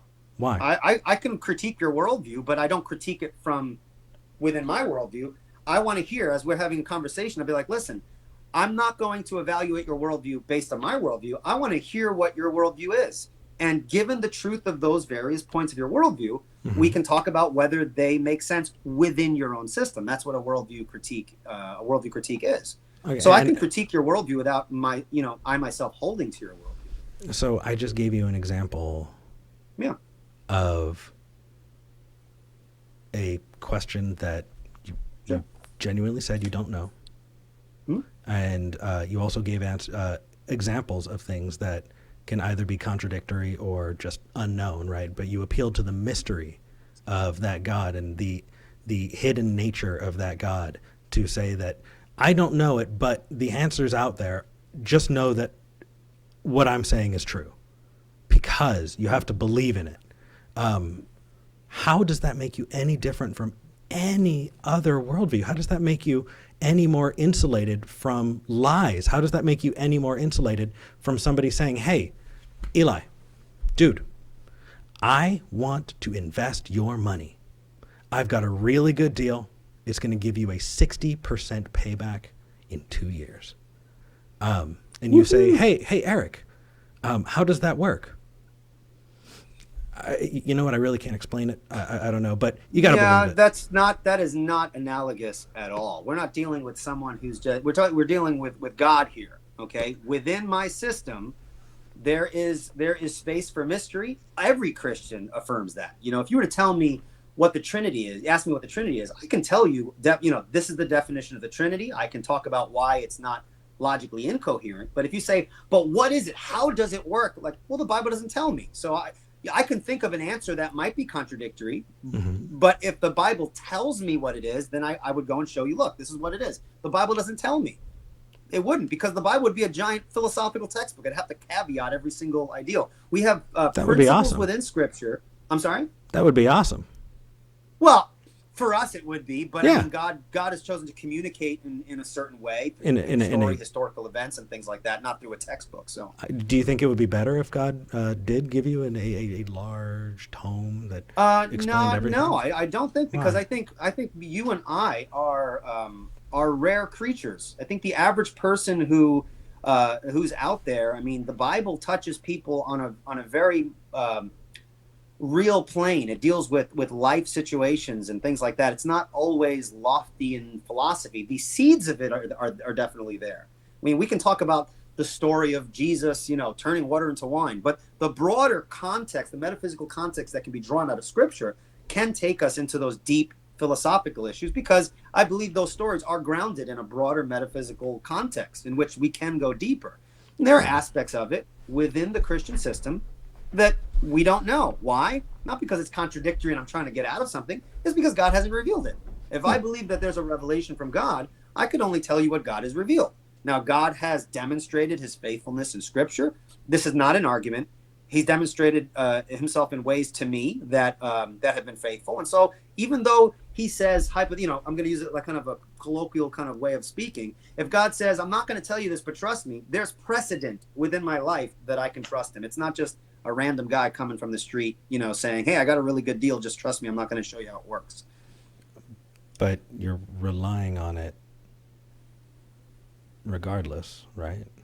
No, the foundation of my worldview is not dependent upon if I can explain the metaphysical way in which God conveys certain truths, how that works. We know we have general revelation, we have Scripture, we have the utilization of logic and things like that where we can gain knowledge. But you're relying on that to be the difference between me and you being able to answer things in a definitive way. So I could answer things in a definitive right, way. yeah, My argument is you can't answer anything in a definitive way, right, given your view of logic. right. And when I asked you to explain it, you said mysterious ways. It's not given to me, but it's totes true. Basically, what I'm saying, if you're going to do an internal critique and to show that something's logically incoherent, you didn't show that there's a logical incoherency. My inability to explain, say, the metaphysics of the Trinity on every detail, it doesn't prove that it's contradictory. You're making the claim that it's contradictory. Demonstrate that it's contradictory. Sure, it defies the laws of logic. Show me. How does it defy the law of logic? Okay, can you have three beings in one that are distinct and separate from each other? That absolutely goes against the law of non-contradiction. It absolutely goes against the law of identity. Yeah. So, yes, it goes against the laws of logic. No, because you just incorrectly defined the Trinity. Okay, if you're going to say husband, father, friend, That's not what I'm going to say either. Okay, then what? Because I'm going to say that you're a polytheist. Three beings. You said three beings. That's polytheism. We don't believe that God is three beings. We believe that God is one being who exists as three persons, and we make a distinction between being and personhood. This is the traditional understanding. When we understand the Trinity, we have these distinctions that are very important. Some people will say, in popular sense, God is one what and three whos. He's one being with three centers of consciousness. Each center of consciousness has the characteristics of personhood. Cool. That's not a contradictory statement, because I'm not saying three beings and three persons. It just means that you're not a Trinitarian. I am a Trinitarian. No, you're not. You just said that you have one being with three persons. That one being is not three beings. And by it not being three beings, Eric, you're not a Trinitarian. At this point, Eric, and I'm sure if I've misunderstood you, then yes, you can say the same thing to me. Hey, here's my view. Look into this and get a grip on it. Maybe we can come back and talk about it. That's fine. Yeah. But the way you've just expressed the Trinity, you don't know what the Trinity is. This is the Orthodox view of the Trinity, that God is one being who exists as three persons. That's the Orthodox doctrine of the Trinity. I'm not a oneness Pentecostal where we hold to some form of modalism, that God is one being in three manifestations, kind of like a father and a son. And that's not what I'm saying. Those are heretical views that Christianity rejects. We never say that God is three beings. That's polytheism. He's one being, but he is tripersonal. And we make a distinction between being and person. So just as a point of correction, that's what the Trinity is. That's not a weird view. That's the Orthodox view. No, I understand that. I was raised a Christian. I get it. Sure. Can you give me an example of something else that has multiple persons? I can't, because God is unique in that way. Okay, so how is that different from special pleading? It's not special pleading, because there's nothing that is violated in the laws of logic to say that there is one being that exists as three persons. Show me how that violates logical laws. I'm not saying God is three beings and one being. That's a logical contradiction. Then show me what's different between a being and a person. I'm sorry? Then I'm not understanding what's different between a being and a person. Yeah. Well, when we explain the Trinity, when we talk about the being of God, we're talking about the whatness of God. What is God? Well, he's a being. The nature of his being is that he has three centers of consciousness. How do I know this? Well, if the Bible's true, this is revealed to us in Scripture. Otherwise, we wouldn't be able to know about it. How do we know this is revealed in Scripture? Well, if you grant Scripture, it clearly teaches that there is only one God, right? Deuteronomy 6:4, Hear, O Israel, the Lord our God is one. Yet there are three persons who are called God. The Father is called God in various places. The Son is called God. Jesus claimed deity for himself. And the Holy Spirit is called God. How do we know there are three persons? Well, the Father gives personal attributes. He speaks and is described as a person. The Son is described as a person. The Holy Spirit is attributed in Scripture having personal attributes. And so when we take the idea that there is one God, but then we see how he's revealed himself in these three persons, that is how the Trinity is derived. We derive that from a systematic approach of looking at all of what Scripture has said and what God has said about himself. And we come up later on with some of these philosophical terms to couch these biblical principles. And so that's how we derive the doctrine of the Trinity.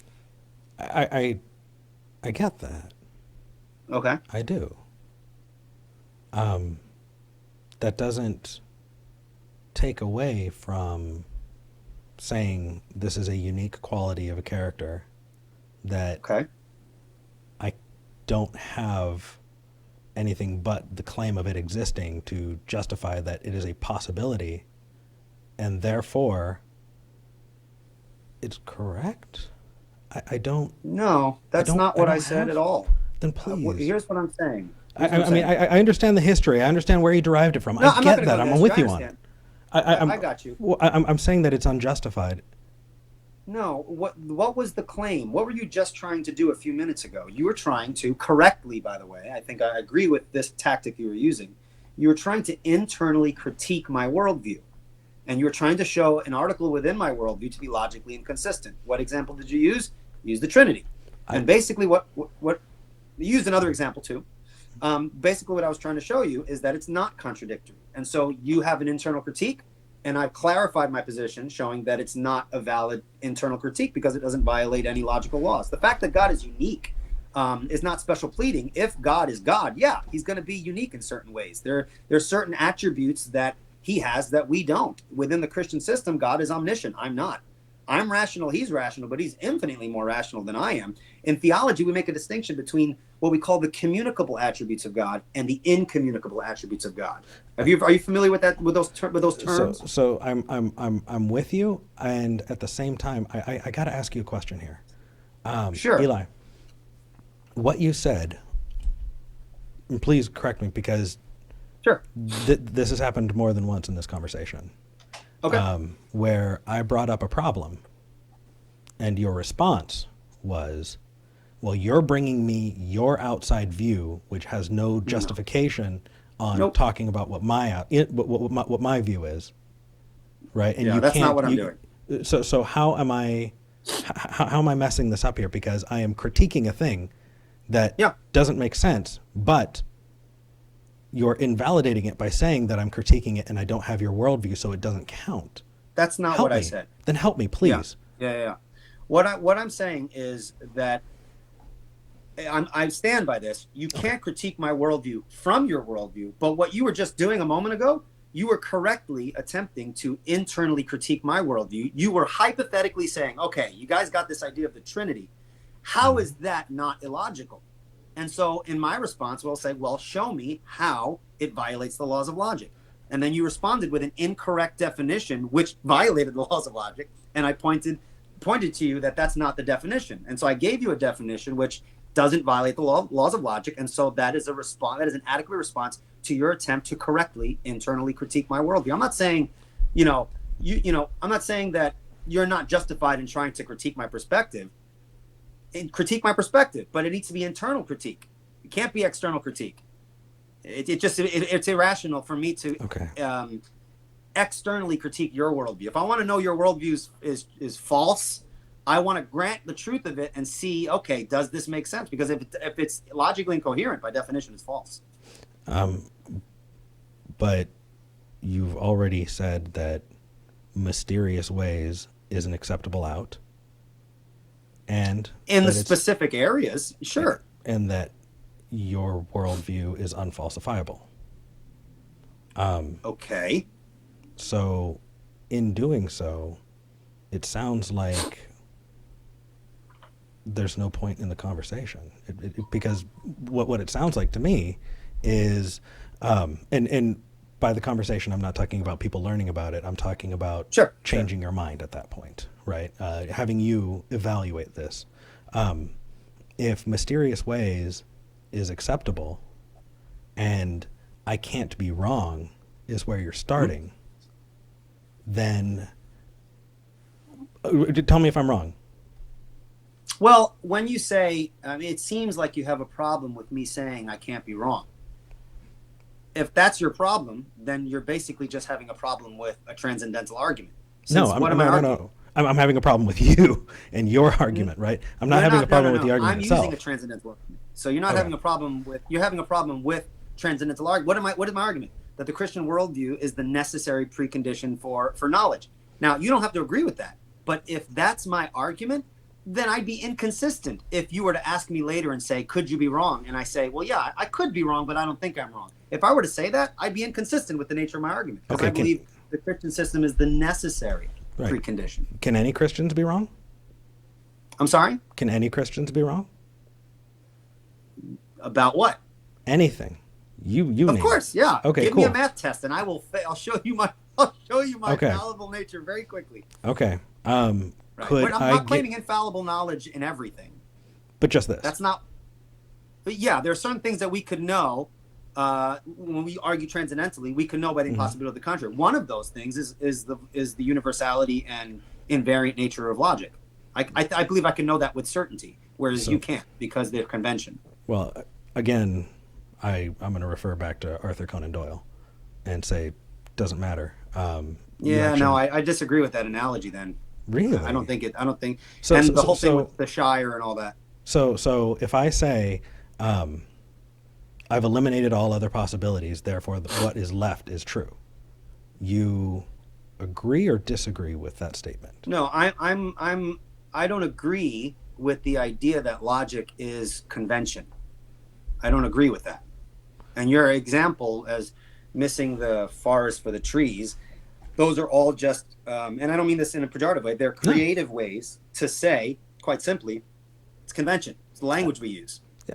Just for clarification, I would take you for a beer after this filming if you were not on the East Coast. I took nothing that you said as pejorative against me. Sure. I appreciate that. You can never tell these days. I mean, I spoke to people and I just make these caveats. Okay. Eli, can we say something that we both agree on and make it very clear to everyone watching, Christian and atheist alike, right? Help me if you agree with this. People deserve respect. Yeah. Ideas do not necessarily deserve respect. You can disagree with somebody, and that doesn't mean that you are disparaging the person. It means that you are talking about that idea.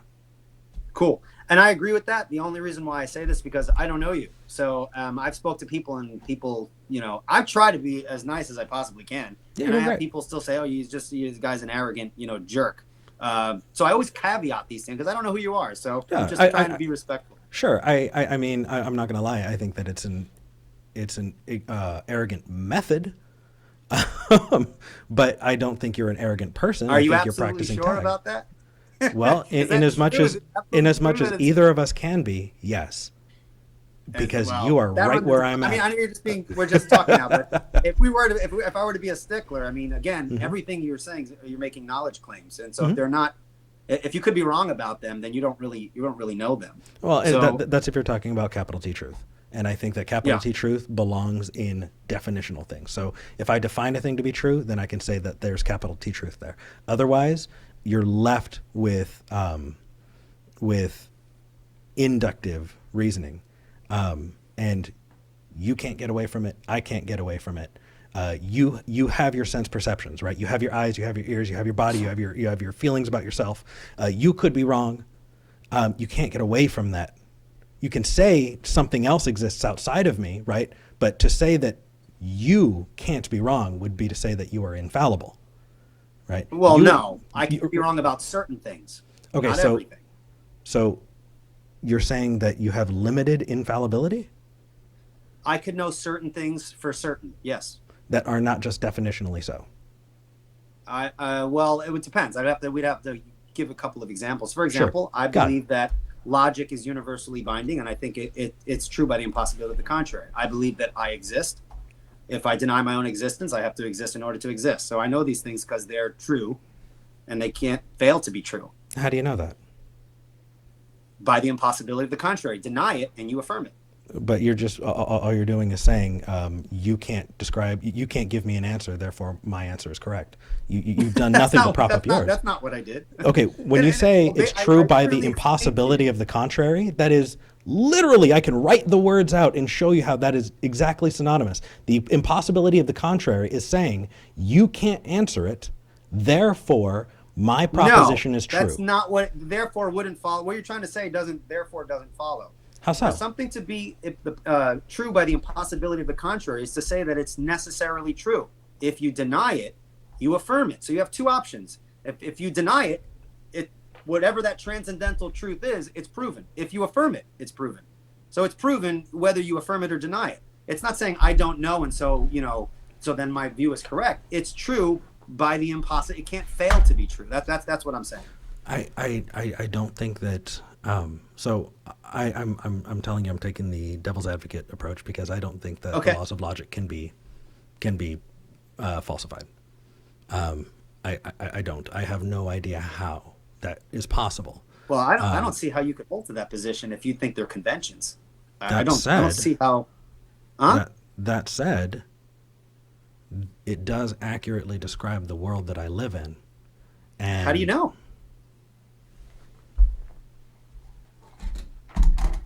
I can't see. You have to turn the camera. Mouse. Okay. Did I know that that mouse was going to drop?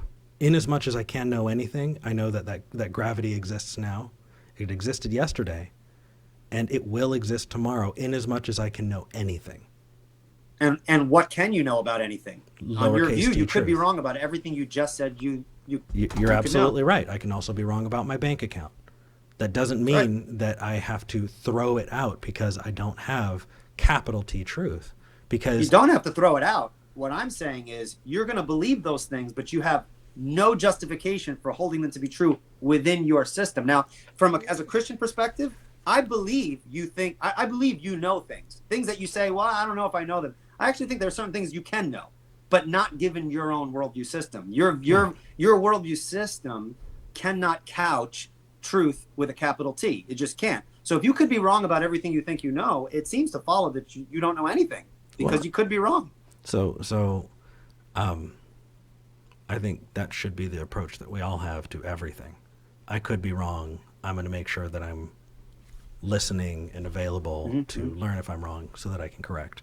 But which is fine. wait. Can I interrupt you? I do apologize. And it's okay if you want to finish. I don't want to interrupt. I want to point to something that you said. Okay.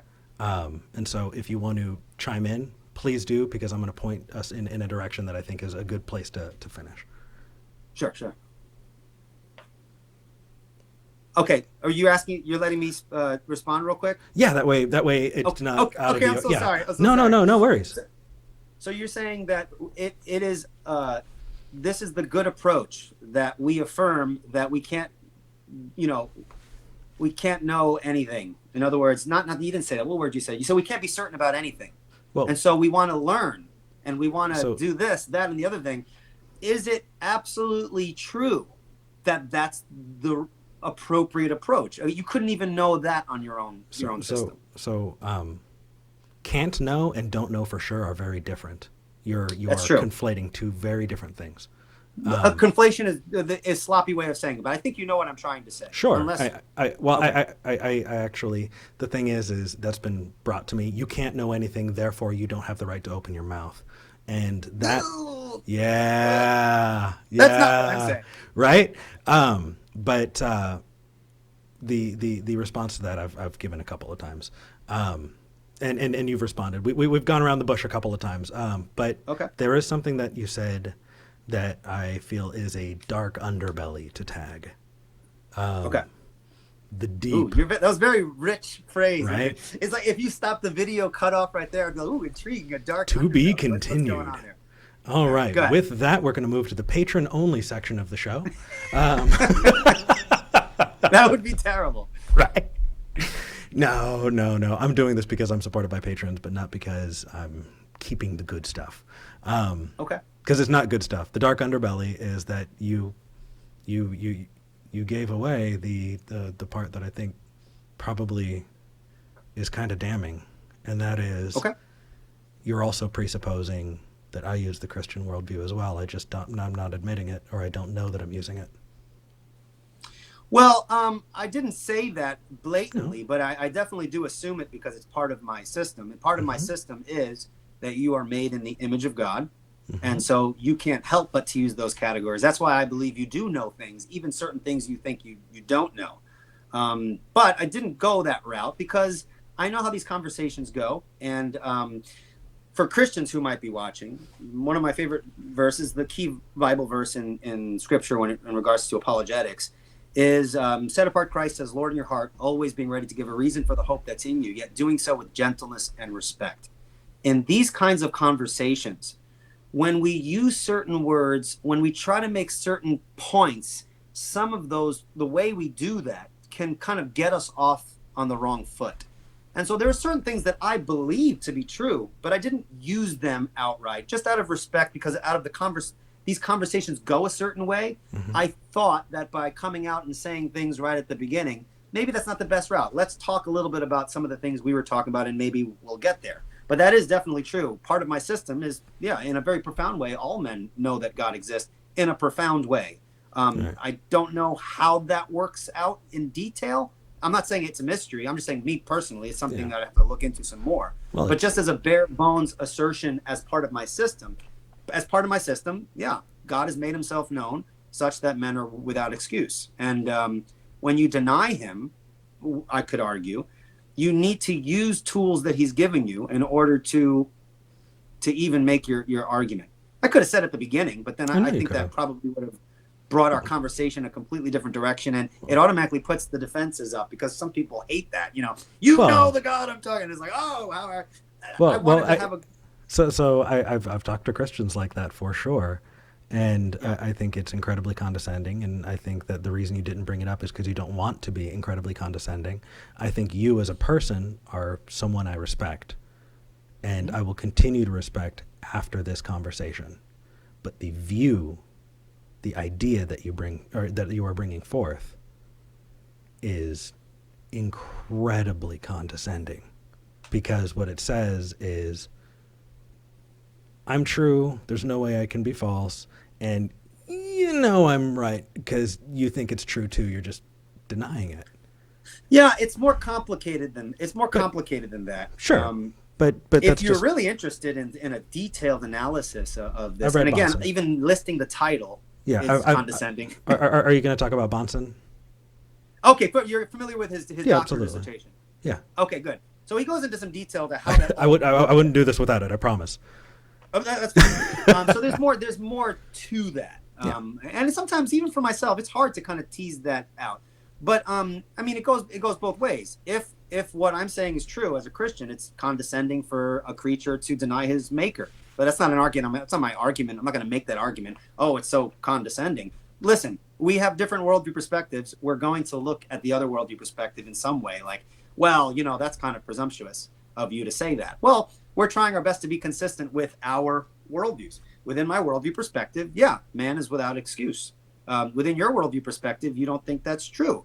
And so that's why we're having this conversation, and we're trying to go back and forth and pick these things apart and kind of explain them. And I think that's from within the Christian worldview perspective, that's encouraged. I'm encouraged to speak with people with whom I disagree, and to speak what the Bible says, speak the truth in love. I know this sounds cheesy, but I love you as a human being. I believe you're Eli. It's the Great Commission. God. I'm sorry? It's the Great Commission. So remember, I was a Christian. But I never I'm a presuppositionalist, but I never presupposed that people who used to be a Christian know a lot of some of the details and the ins and outs. You have different people who... I read so much more on the way out. It's amazing, because they said, Eric, you obviously didn't read the Bible. And the thing is I've done tons of Bible studies, growing up. Sure. I did youth group, I did all of that stuff. I even taught in VBS and things like that. But I was like, did I read the whole thing cover to cover? And so, I went and got the King James version, and I read King James. And they're like, okay, did you read it? Yes. And I started talking. They're like, wait, did you read the King James version? I was like, yeah. They said, you can't read the King James version. You have to read NIV. Okay. So I went and got NIV. Well, don't do the NIV. You need to do the ESV. Everyone knows that the NIV is the not inspired version. That's what it is, so. Yeah, totally. God is making this real easy for me, man. So you knew exactly where I was going. And really what it was doing is it was finding ways to write me off without talking to me. Because, if doctrinal issues and I think that there are other arguments to be made that we don't have time for tonight. But you're a compassionate guy. You're empathetic. You're calm. And you've been kind, even when I yelled at you. And for that, I No, appreciate that was my it. favorite part.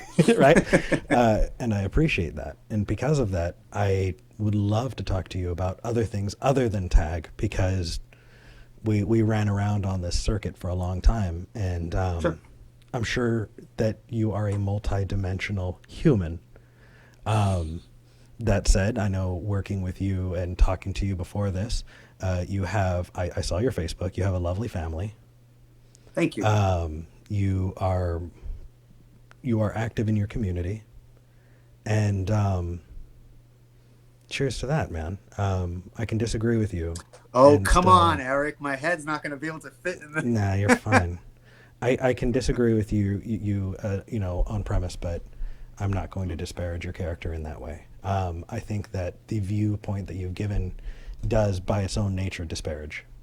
And it's not. But you haven't demonstrated that. Well, you agree. Because you could be wrong. You could be Well, wrong. I could be wrong. That doesn't mean that I don't have enough to move forward on a thing. Well, it does mean you don't have enough to move forward in arguing for your conclusion, because your conclusion, you could be wrong. Yeah, so could you. No, You're in the 'cause I'm same not boat stuck that in I the am. same epistemological. What I was arguing was I'm not stuck in the same epistemological boat that you're in, because my broader worldview system can account for sensation, induction, and all these other things we haven't discussed. Well, but again, I don't want to. You can account for it because you're right. Because you're right. Because you're right. If that's the way you say it, what that says. And by the way, before I say this, thank you very much for that. And I do strive to be respectful, because one of the things that have gotten me very upset as a presuppositionalist is that presuppositionalists will tout the Bible as their ultimate standard, and the Bible this and the Bible that, and the Bible's true and the impossibility of the contrary, and by what standard, yet the manner in which they conduct themselves is itself unbiblical. They will do it in a spirit of argumentation in a negative kind of way, speaking in condescending fashion, being insulting and things like that. It's very possible to defend the Bible unbiblically, and I think unfortunately, a lot of presuppositionalists that I've known about and listened to have done that. And so I apologize if I ever come across that way. That's not something that's inherent to the system. That is people who need to really get back to what the scriptures teach in regards to how they should be conducting themselves. So just want to throw that out there. Absolutely. I'm just having a mental image of getting you and Darth Dawkins together in a room and sitting you both down, and then getting popcorn and just joining in the live chat and talking while you're talking, just enjoying that. But the fact is, we're platforming each other. Mm-hmm. We are. William Lane Craig is not going to live forever. Other apologists are going to be needed. This conversation will continue.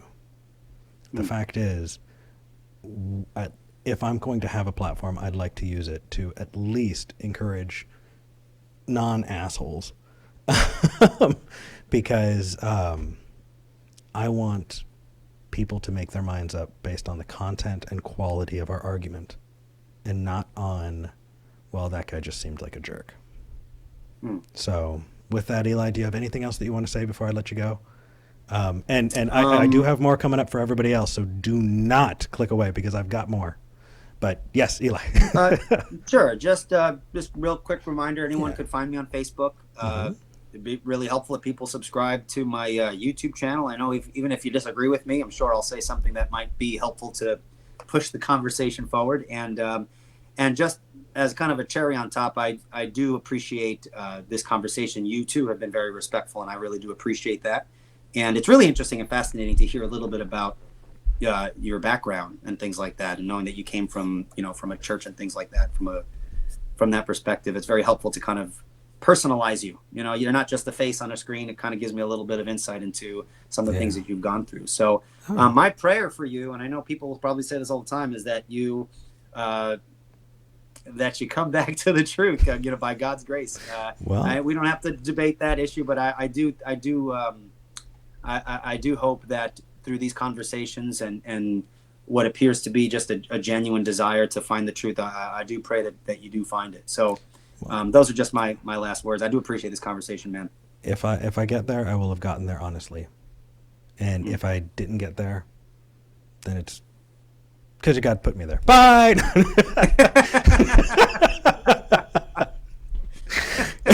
Eli, have a good night, man. It was good talking to you. All right, same here, brother. Take care. Bye. Bye. All right.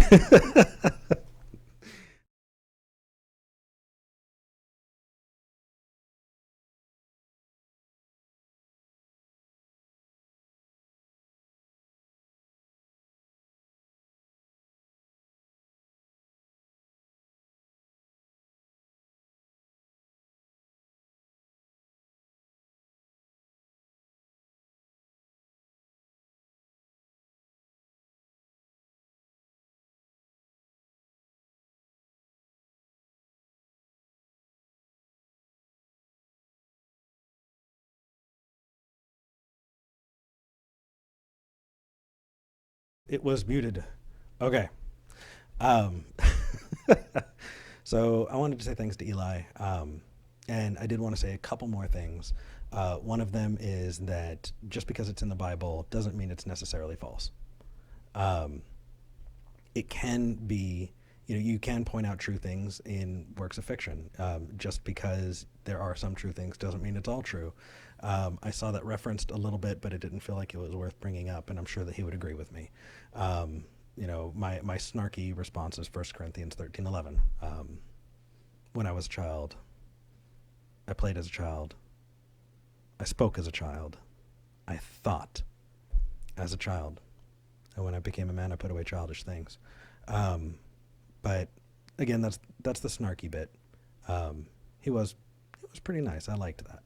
I am going to be doing a couple of other things. I do want to thank my patrons before I do anything else, because I have not yet done that, and y'all are amazing.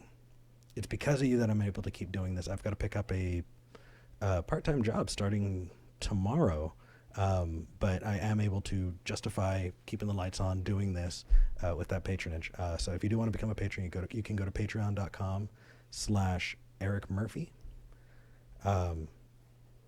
I believe, if I got that wrong, no, patreon.com/Eric Murphy, and you can become a patron. I am going to, from here, create a separate stream where I'm going to bring patrons and people in, and we're going to have a discussion that only the patrons are going to get to be a part of. So if you want to, you can go to patreon.com and get that when I do put together videos that I release, that are edited and not just live. I'm going to be giving patrons 1 to 2 days lead on it, and they're going to get to see those early. For everybody who made it on the last second to watch this, y'all are amazing. You rock. I'm so glad that you're here.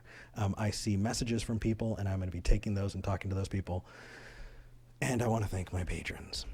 And so, let's get through them.